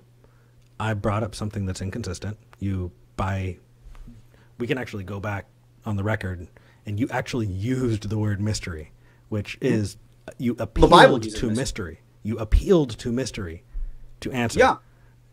Yeah. Do you think That's not an a appeal to contradiction. No, it's a fallacy by definition. Appeal to mystery is a fallacy by definition. It can't be a fallacy, because within my system, there are certain things we can know, and within my system, we're told things that we don't know or we can't know. Okay, so in your worldview, that's the system. in your worldview, an appeal to mystery is not fallacious. It can be fallacious, but not in this case. Okay, how do you know that? Well, because given my worldview, given the revelation of God, I'm not giving there are it. certain.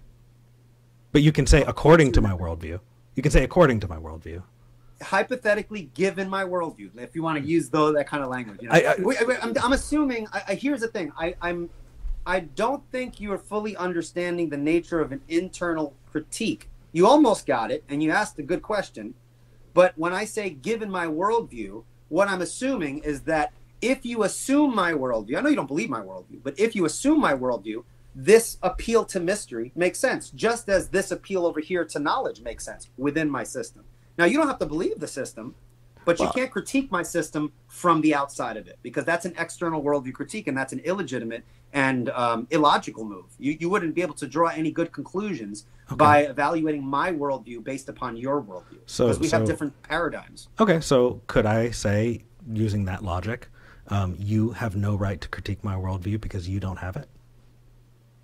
No. Why? I can critique your worldview, but I don't critique it from within my worldview. I want to hear, as we're having a conversation, I'll be like, listen, I'm not going to evaluate your worldview based on my worldview. I want to hear what your worldview is. And given the truth of those various points of your worldview, we can talk about whether they make sense within your own system. That's what a worldview critique is. Okay, so I can critique your worldview without I myself holding to your worldview. So I just gave you an example of a question that you genuinely said you don't know. And you also gave examples of things that can either be contradictory or just unknown, right? But you appealed to the mystery of that God and the hidden nature of that God to say that I don't know it, but the answer's out there. Just know that what I'm saying is true, because you have to believe in it. How does that make you any different from any other worldview? How does that make you any more insulated from lies? How does that make you any more insulated from somebody saying, hey, Eli, dude, I want to invest your money. I've got a really good deal. It's going to give you a 60% payback in 2 years. And you say, hey, Eric, how does that work? You know what? I really can't explain it. I don't know, but you got to believe it. That is not analogous at all. We're not dealing with someone who's just, we're dealing with God here. Okay. Within my system, there is space for mystery. Every Christian affirms that. If you were to tell me what the Trinity is, ask me what the Trinity is, I can tell you that, this is the definition of the Trinity. I can talk about why it's not logically incoherent. But if you say, but what is it? How does it work? Like, well, the Bible doesn't tell me. So I can think of an answer that might be contradictory, but if the Bible tells me what it is, then I would go and show you, look, this is what it is. The Bible doesn't tell me. It wouldn't, because the Bible would be a giant philosophical textbook. It'd have to caveat every single ideal. We have principles within Scripture. I'm sorry? That would be awesome. Well, for us it would be, but I mean, God has chosen to communicate in a certain way, in historical events and things like that, not through a textbook. So, do you think it would be better if God did give you a large tome that explained everything? No, I don't think, because I think you and I are rare creatures. I think the average person who's out there, I mean, the Bible touches people on a very real plane. It deals with life situations and things like that. It's not always lofty in philosophy. The seeds of it are definitely there. I mean, we can talk about the story of Jesus, turning water into wine, but the broader context, the metaphysical context that can be drawn out of Scripture, can take us into those deep philosophical issues, because I believe those stories are grounded in a broader metaphysical context in which we can go deeper. And there are aspects of it within the Christian system that we don't know. Why? Not because it's contradictory and I'm trying to get out of something. It's because God hasn't revealed it. If I believe that there's a revelation from God, I could only tell you what God has revealed. Now, God has demonstrated his faithfulness in Scripture. This is not an argument. He's demonstrated himself in ways to me that have been faithful. And so even though he says, I'm going to use it like kind of a colloquial kind of way of speaking. If God says, I'm not going to tell you this, but trust me, there's precedent within my life that I can trust him. It's not just a random guy coming from the street, saying, hey, I got a really good deal. Just trust me. I'm not going to show you how it works. But you're relying on it regardless, right? No, the foundation of my worldview is not dependent upon if I can explain the metaphysical way in which God conveys certain truths, how that works. We know we have general revelation, we have Scripture, we have the utilization of logic and things like that where we can gain knowledge. But you're relying on that to be the difference between me and you being able to answer things in a definitive way. So I could answer things in a definitive way. My argument is you can't answer anything in a definitive way, given your view of logic. Right. And when I asked you to explain it, you said mysterious ways. It's not given to me, but it's totes true. Basically what I'm saying, if you're going to do an internal critique and to show that something's logically incoherent, you didn't show that there's a logical incoherency. My inability to explain, say, the metaphysics of the Trinity on every detail, it doesn't prove that it's contradictory. You're making the claim that it's contradictory. Demonstrate that it's contradictory. Sure, it defies the laws of logic. Show me. How does it defy the law of logic? Okay, can you have three beings in one that are distinct and separate from each other? That absolutely goes against the law of non-contradiction. It absolutely goes against the law of identity. Yeah. So, yes, it goes against the laws of logic. No, because you just incorrectly defined the Trinity. Okay, if you're going to say husband, father, friend... That's not what I'm going to say either. Okay, then what? Because I'm going to say that you're a polytheist. Three beings. You said three beings. That's polytheism. We don't believe that God is three beings. We believe that God is one being who exists as three persons, and we make a distinction between being and personhood. This is the traditional understanding. When we understand the Trinity, we have these distinctions that are very important. Some people will say in popular sense, God is one what and three whos. He's one being with three centers of consciousness. Each center of consciousness has the characteristics of personhood. Cool. That's not a contradictory statement, because I'm not saying three beings and three persons. It just means that you're not a Trinitarian. I am a Trinitarian. No, you're not. You just said that you have one being with three persons. That one being is not three beings. And by it not being three beings, Eric, you're not a Trinitarian. At this point, Eric, and I'm sure if I've misunderstood you, then yes, you can say the same thing to me.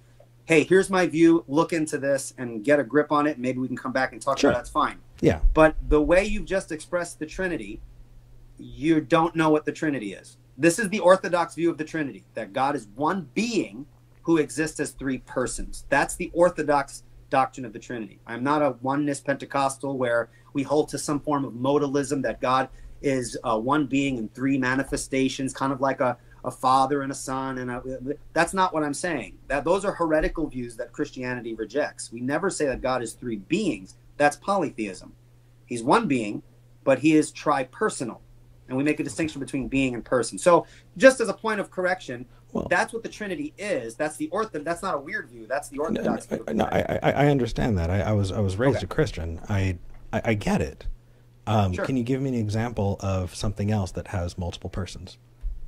I can't, because God is unique in that way. Okay, so how is that different from special pleading?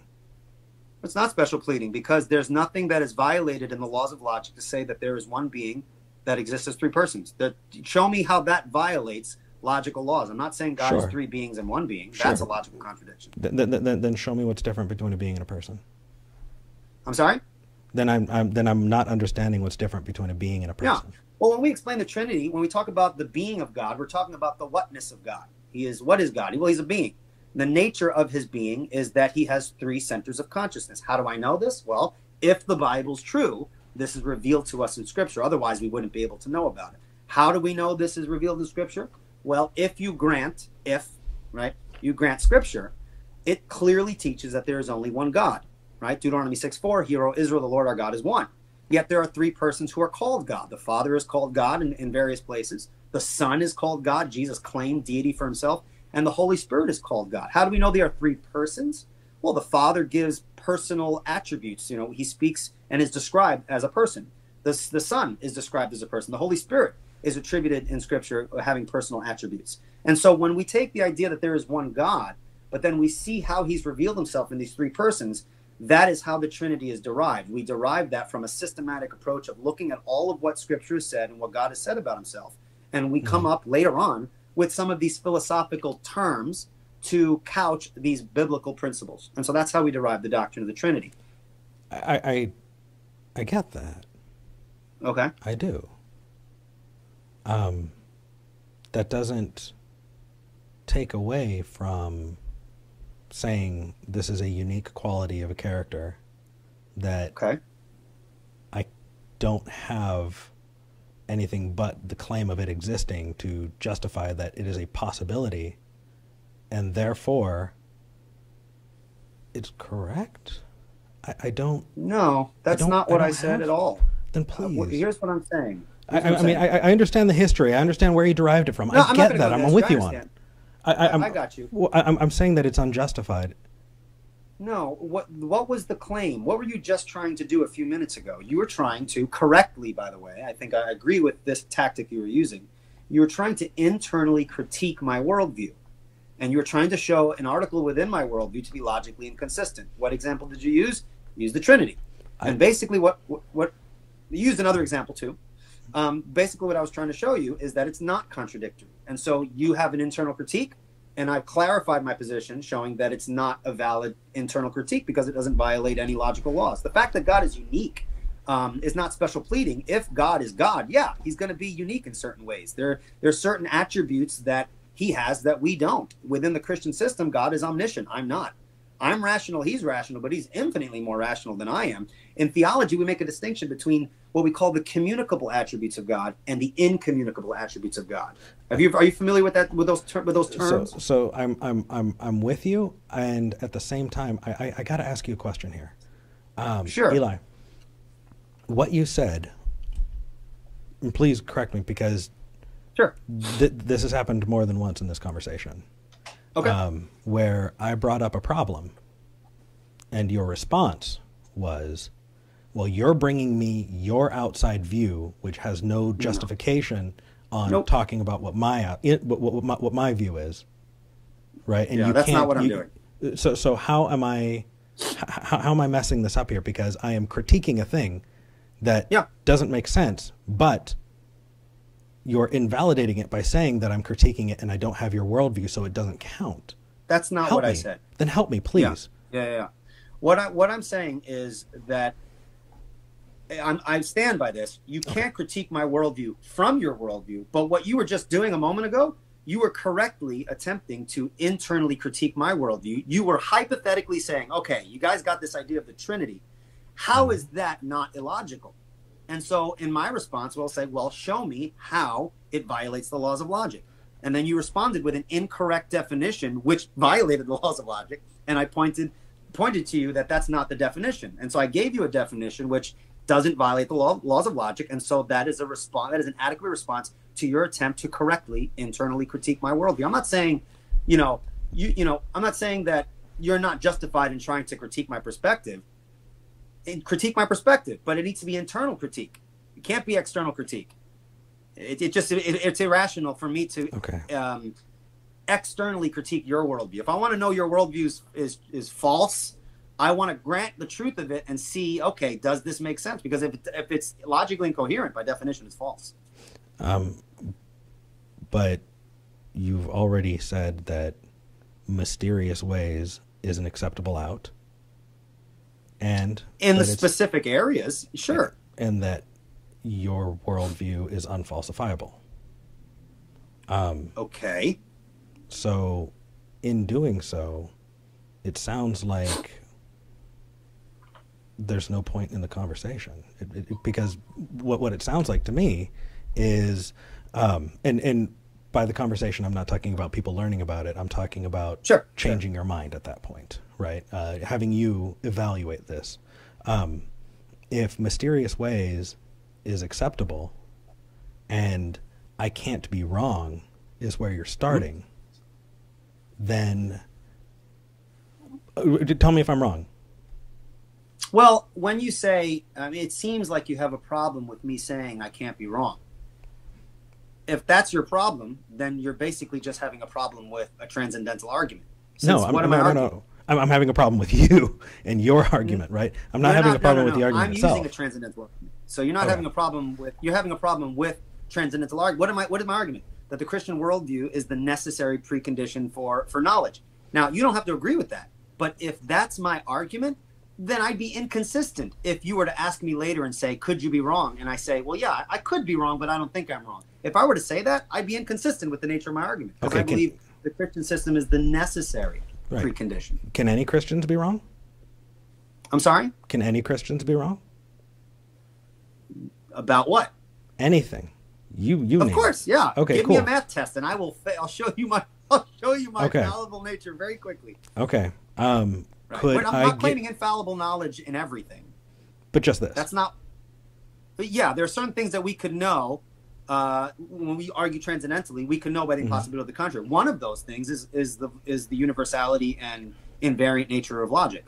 I believe I can know that with certainty, whereas you can't because they're convention. Well, again, I'm going to refer back to Arthur Conan Doyle and say, doesn't matter. I disagree with that analogy then. Really? I don't think. The whole thing with the Shire and all that. So if I say, I've eliminated all other possibilities, therefore what is left is true, you agree or disagree with that statement? No, I don't agree with the idea that logic is convention. I don't agree with that. And your example as missing the forest for the trees, those are all just, and I don't mean this in a pejorative way, they're creative ways to say, quite simply, it's convention. It's the language we use. Just for clarification, I would take you for a beer after this filming if you were not on the East Coast. I took nothing that you said as pejorative against me. Sure. I appreciate that. You can never tell these days. I mean, I spoke to people and I just make these caveats. Okay. Eli, can we say something that we both agree on and make it very clear to everyone watching, Christian and atheist alike, right? Help me if you agree with this. People deserve respect. Yeah. Ideas do not necessarily deserve respect. You can disagree with somebody, and that doesn't mean that you are disparaging the person. It means that you are talking about that idea. Cool. And I agree with that. The only reason why I say this is because I don't know you. So I've spoke to people, and people, I've tried to be as nice as I possibly can. Yeah, and I have people still say, this guy's an arrogant, jerk. So I always caveat these things because I don't know who you are. So I'm just trying to be respectful. Sure. I mean, I'm not going to lie. I think that it's an arrogant method, but I don't think you're an arrogant person. Are you absolutely you're practicing sure about that? Well, in as much as either of us can be, yes, because you are right where I'm at. I mean, I know we're just talking now, but if I were to be a stickler, I mean, again, everything you're saying, you're making knowledge claims, and so if they're not. If you could be wrong about them, then you don't really know them. Well, so, that's if you're talking about capital T truth. And I think that capital T truth belongs in definitional things. So if I define a thing to be true, then I can say that there's capital T truth there. Otherwise, you're left with inductive reasoning. And you can't get away from it. I can't get away from it. You have your sense perceptions, right? You have your eyes, you have your ears, you have your body, you have your feelings about yourself. You could be wrong. You can't get away from that. You can say something else exists outside of me, right? But to say that you can't be wrong would be to say that you are infallible, right? Well, no, I can be wrong about certain things. Okay, not everything. So you're saying that you have limited infallibility? I could know certain things for certain, yes. That are not just definitionally so. Well, it would depend. We'd have to give a couple of examples. For example, I believe that logic is universally binding, and I think it's true by the impossibility of the contrary. I believe that I exist. If I deny my own existence, I have to exist in order to exist. So I know these things because they're true, and they can't fail to be true. How do you know that? By the impossibility of the contrary. Deny it, and you affirm it. But you're just all you're doing is saying you can't give me an answer, therefore my answer is correct. You've done nothing but prop up yours. That's not what I did. Okay, when you say it's true by the impossibility of the contrary, that is literally, I can write the words out and show you how that is exactly synonymous. The impossibility of the contrary is saying you can't answer it, therefore my proposition is true. That's not what therefore wouldn't follow. What you're trying to say doesn't follow. How so? For something to be true by the impossibility of the contrary is to say that it's necessarily true. If you deny it, you affirm it. So you have two options. If you deny it, whatever that transcendental truth is, it's proven. If you affirm it, it's proven. So it's proven whether you affirm it or deny it. It's not saying I don't know, and so so then my view is correct. It's true by the impossible. It can't fail to be true. That's what I'm saying. I don't think that. So I'm telling you, I'm taking the devil's advocate approach because I don't think that the laws of logic can be falsified. I don't. I have no idea how that is possible. Well, I don't see how you could hold to that position if you think they're conventions. I don't see how. Huh? That said, it does accurately describe the world that I live in. And how do you know?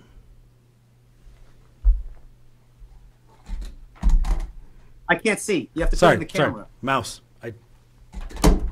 Okay. Right. Did I know that mouse was going to drop? In as much as I can know anything, I know that gravity exists now.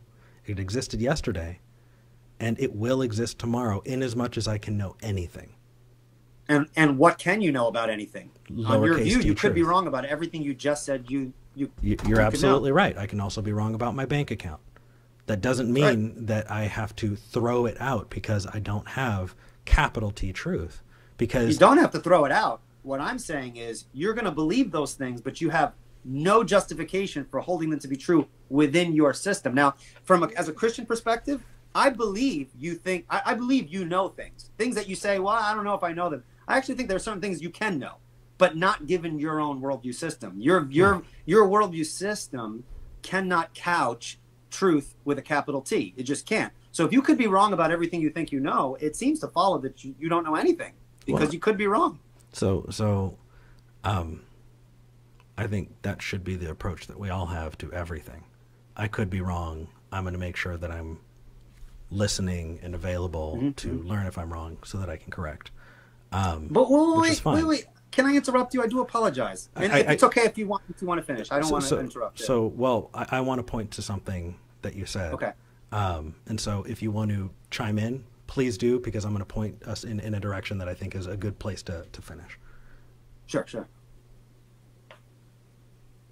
Okay. Are you you're letting me respond real quick? Yeah, that way it's not out of you. I'm so sorry. No worries. So you're saying that it is this is the good approach, that we affirm that we can't know anything. In other words, not you didn't say that. What word did you say? You said we can't be certain about anything. Well, and so we want to learn, and we want to do this, that, and the other thing. Is it absolutely true that that's the appropriate approach? You couldn't even know that on your own system. So, can't know and don't know for sure are very different. You are conflating two very different things. A conflation is a sloppy way of saying it, but I think you know what I'm trying to say. Sure. I actually, the thing is that's been brought to me. You can't know anything, therefore you don't have the right to open your mouth. And that, yeah. That's not what I'm saying. Right? But the response to that I've given a couple of times. And you've responded. We've gone around the bush a couple of times. But there is something that you said that I feel is a dark underbelly to tag. The deep. Ooh, that was very rich phrase. Right? It's like if you stop the video, cut off right there, I'd go, ooh, intriguing, a dark to underbelly. Be continued. What's going on there? All right. With that, we're going to move to the patron-only section of the show. That would be terrible. Right. No. I'm doing this because I'm supported by patrons, but not because I'm keeping the good stuff. Because it's not good stuff. The dark underbelly is that you gave away the part that I think probably is kind of damning, and that is you're also presupposing that I use the Christian worldview as well. I'm not admitting it, or I don't know that I'm using it. Well, I didn't say that blatantly, but I definitely do assume it because it's part of my system. And part of my system is that you are made in the image of God. And so you can't help but to use those categories. That's why I believe you do know things, even certain things you think you don't know. But I didn't go that route because I know how these conversations go. And for Christians who might be watching, one of my favorite verses, the key Bible verse in Scripture in regards to apologetics, is set apart Christ as Lord in your heart, always being ready to give a reason for the hope that's in you, yet doing so with gentleness and respect. In these kinds of conversations, when we use certain words, when we try to make certain points, some of those, the way we do that can kind of get us off on the wrong foot. And so there are certain things that I believe to be true, but I didn't use them outright, just out of respect, because out of these conversations go a certain way. I thought that by coming out and saying things right at the beginning, maybe that's not the best route. Let's talk a little bit about some of the things we were talking about, and maybe we'll get there. But that is definitely true. Part of my system is, yeah, in a very profound way, all men know that God exists in a profound way. Right. I don't know how that works out in detail. I'm not saying it's a mystery. I'm just saying, me personally, it's something that I have to look into some more. Well, but just as a bare bones assertion as part of my system, yeah, God has made himself known such that men are without excuse. And when you deny him, I could argue, you need to use tools that he's giving you in order to even make your argument. I could have said at the beginning, but then I think that probably would have brought our conversation a completely different direction, and it automatically puts the defenses up, because some people hate that. You know the God I'm talking. It's like, oh, how I've talked to Christians like that for sure. And I think it's incredibly condescending, and I think that the reason you didn't bring it up is because you don't want to be incredibly condescending. I think you as a person are someone I respect, and I will continue to respect after this conversation. But the view, the idea that you bring, or that you are bringing forth, is incredibly condescending, because what it says is, I'm true, there's no way I can be false, and I'm right because you think it's true too, you're just denying it. Yeah, it's more complicated than that. Sure. But if you're really interested in a detailed analysis of this, and again, Bonson. Even listing the title is condescending. Are you going to talk about Bonson? Okay, but you're familiar with his doctoral dissertation? Yeah. Okay, good. So he goes into some detail to how that... I wouldn't do this without it, I promise. Oh, that's fine. So there's more to that. And sometimes even for myself, it's hard to kind of tease that out. But I mean, it goes both ways. If what I'm saying is true as a Christian, it's condescending for a creature to deny his maker. But that's not an argument. That's not my argument. I'm not going to make that argument. Oh, it's so condescending. Listen, we have different worldview perspectives. We're going to look at the other worldview perspective in some way. Like, well, that's kind of presumptuous of you to say that. Well, we're trying our best to be consistent with our worldviews. Within my worldview perspective, yeah, man is without excuse. Within your worldview perspective, you don't think that's true. And so that's why we're having this conversation, and we're trying to go back and forth and pick these things apart and kind of explain them. And I think that's, from within the Christian worldview perspective, that's encouraged. I'm encouraged to speak with people with whom I disagree, and to speak what the Bible says, speak the truth in love. I know this sounds cheesy, but I love you as a human being. I believe you're Eli, it's the Great Commission. God. I'm sorry? It's the Great Commission. So, remember, I was a Christian. But I never I'm a presuppositionalist, but I never presupposed that people who used to be a Christian know a lot of some of the details and the ins and outs. You have different people who... I read so much more on the way out. It's amazing, because they said, Eric, you obviously didn't read the Bible. And the thing is I've done tons of Bible studies, growing up. Sure. I did youth group, I did all of that stuff. I even taught in VBS and things like that. But I was like, did I read the whole thing cover to cover? And so, I went and got the King James version, and I read King James.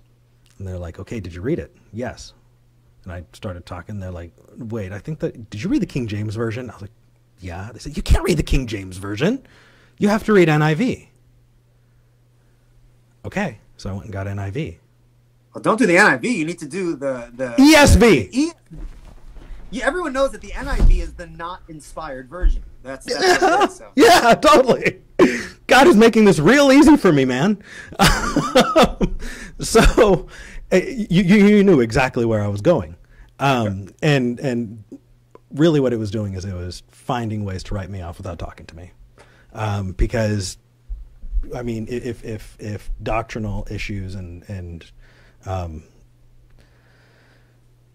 I think that there are other arguments to be made that we don't have time for tonight. But you're a compassionate guy. You're empathetic. You're calm. And you've been kind, even when I yelled at you. And for that, I appreciate it. That was my favorite part.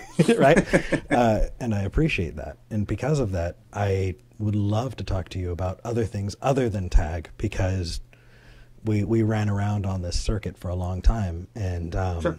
I'm sure that you are a multi-dimensional human. That said, I know working with you and talking to you before this, you have, I saw your Facebook, you have a lovely family. Thank you. You are active in your community, and cheers to that, man. I can disagree with you. Oh, come on, Eric. My head's not going to be able to fit in the... Nah, you're fine. I can disagree with you know, on premise, but I'm not going to disparage your character in that way. I think that the viewpoint that you've given does, by its own nature, disparage. And it's not. But you haven't demonstrated that. Well, you agree. You could be wrong. You could be wrong. Well, I could be wrong. That doesn't mean that I don't have enough to move forward on a thing. Well, it does mean you don't have enough to move forward in arguing for your conclusion, Sure. because your conclusion, you could be wrong. Yeah, so could you. You're in the same boat that I am. The same epistemological. What I was arguing was I'm not stuck in the same epistemological boat that you're in, because my broader worldview system can account for sensation, induction, and all these other things we haven't discussed. Well, but again, I don't want to. You can account for it because you're right.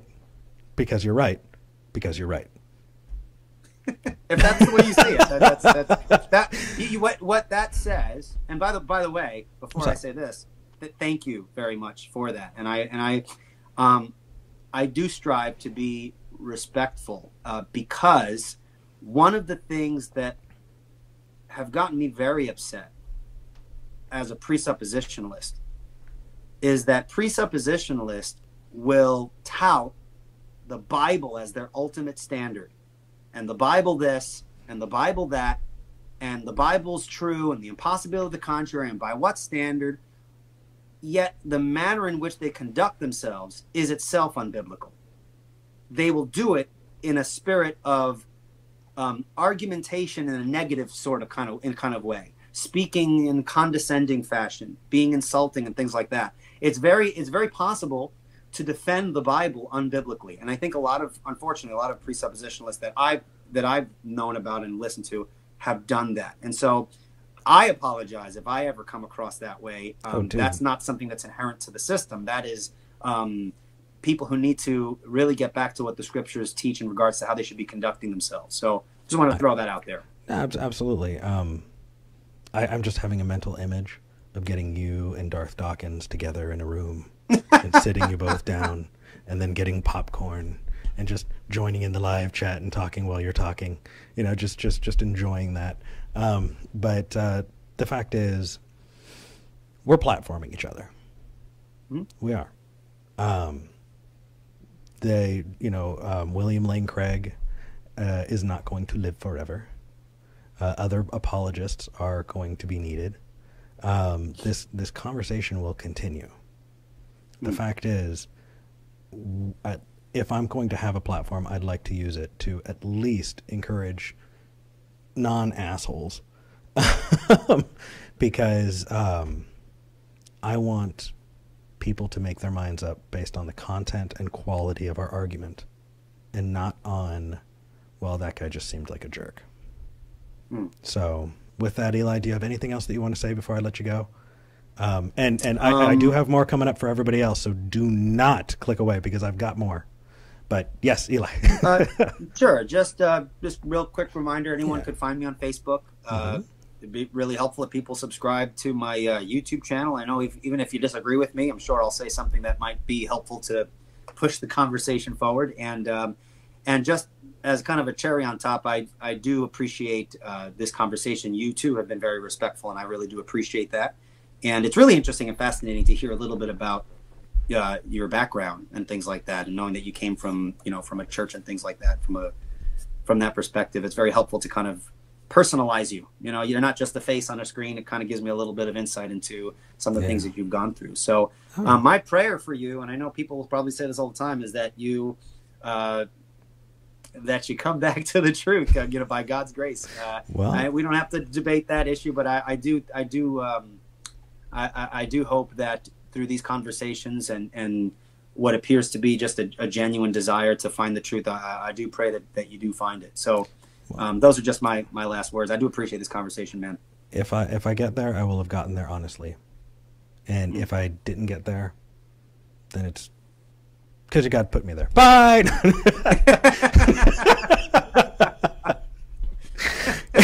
Eli, have a good night, man.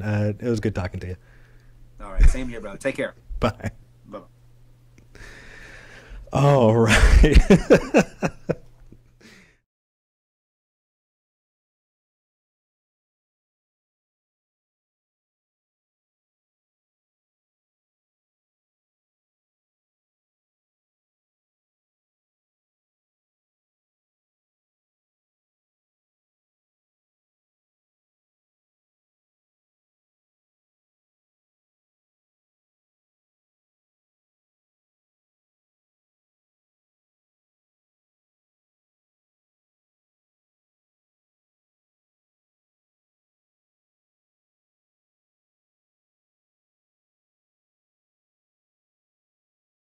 It was muted. Okay. Um, so I wanted to say thanks to Eli. And I did want to say a couple more things. One of them is that just because it's in the Bible doesn't mean it's necessarily false. It can be, you can point out true things in works of fiction. Just because there are some true things doesn't mean it's all true. I saw that referenced a little bit, but it didn't feel like it was worth bringing up, and I'm sure that he would agree with me. My snarky response is 1 Corinthians 13:11. When I was a child, I played as a child, I spoke as a child, I thought as a child, and when I became a man, I put away childish things. But again, that's the snarky bit. He was pretty nice. I liked that. I am going to be doing a couple of other things. I do want to thank my patrons before I do anything else, because I have not yet done that, and y'all are amazing. It's because of you that I'm able to keep doing this. I've got to pick up a part-time job starting tomorrow, but I am able to justify keeping the lights on doing this with that patronage. So if you do want to become a patron, you can go to patreon.com/Eric Murphy. I believe, if I got that wrong, no, patreon.com/Eric Murphy, and you can become a patron. I am going to, from here, create a separate stream where I'm going to bring patrons and people in, and we're going to have a discussion that only the patrons are going to get to be a part of. So if you want to, you can go to patreon.com and get that when I do put together videos that I release, that are edited and not just live. I'm going to be giving patrons 1 to 2 days lead on it, and they're going to get to see those early. For everybody who made it on the last second to watch this, y'all are amazing. You rock. I'm so glad that you're here. I see messages from people, and I'm going to be taking those and talking to those people. And I want to thank my patrons. And so, let's get through them. I want to thank Alana, Alexander, Billy, Bob, Candy, David, Ellen, James, Kathy, Kitty, Kristen, Megan, Ray, and William. Thank you. I haven't yet put together a title card. I have not yet put together an end screen where those are going to go up. I have my eyes set on a video intro that I'm going to be putting together. So it's going to look better over time, but I can't wait until everything's perfect to put stuff out. A lot of you in this chat have told me that, and so I'm working on it. With that, I think I'm going to move on to the patron stream. I hope you have a wonderful night. Do something good in your world, and I'll see you on Sunday. Talk Heathen. Take care.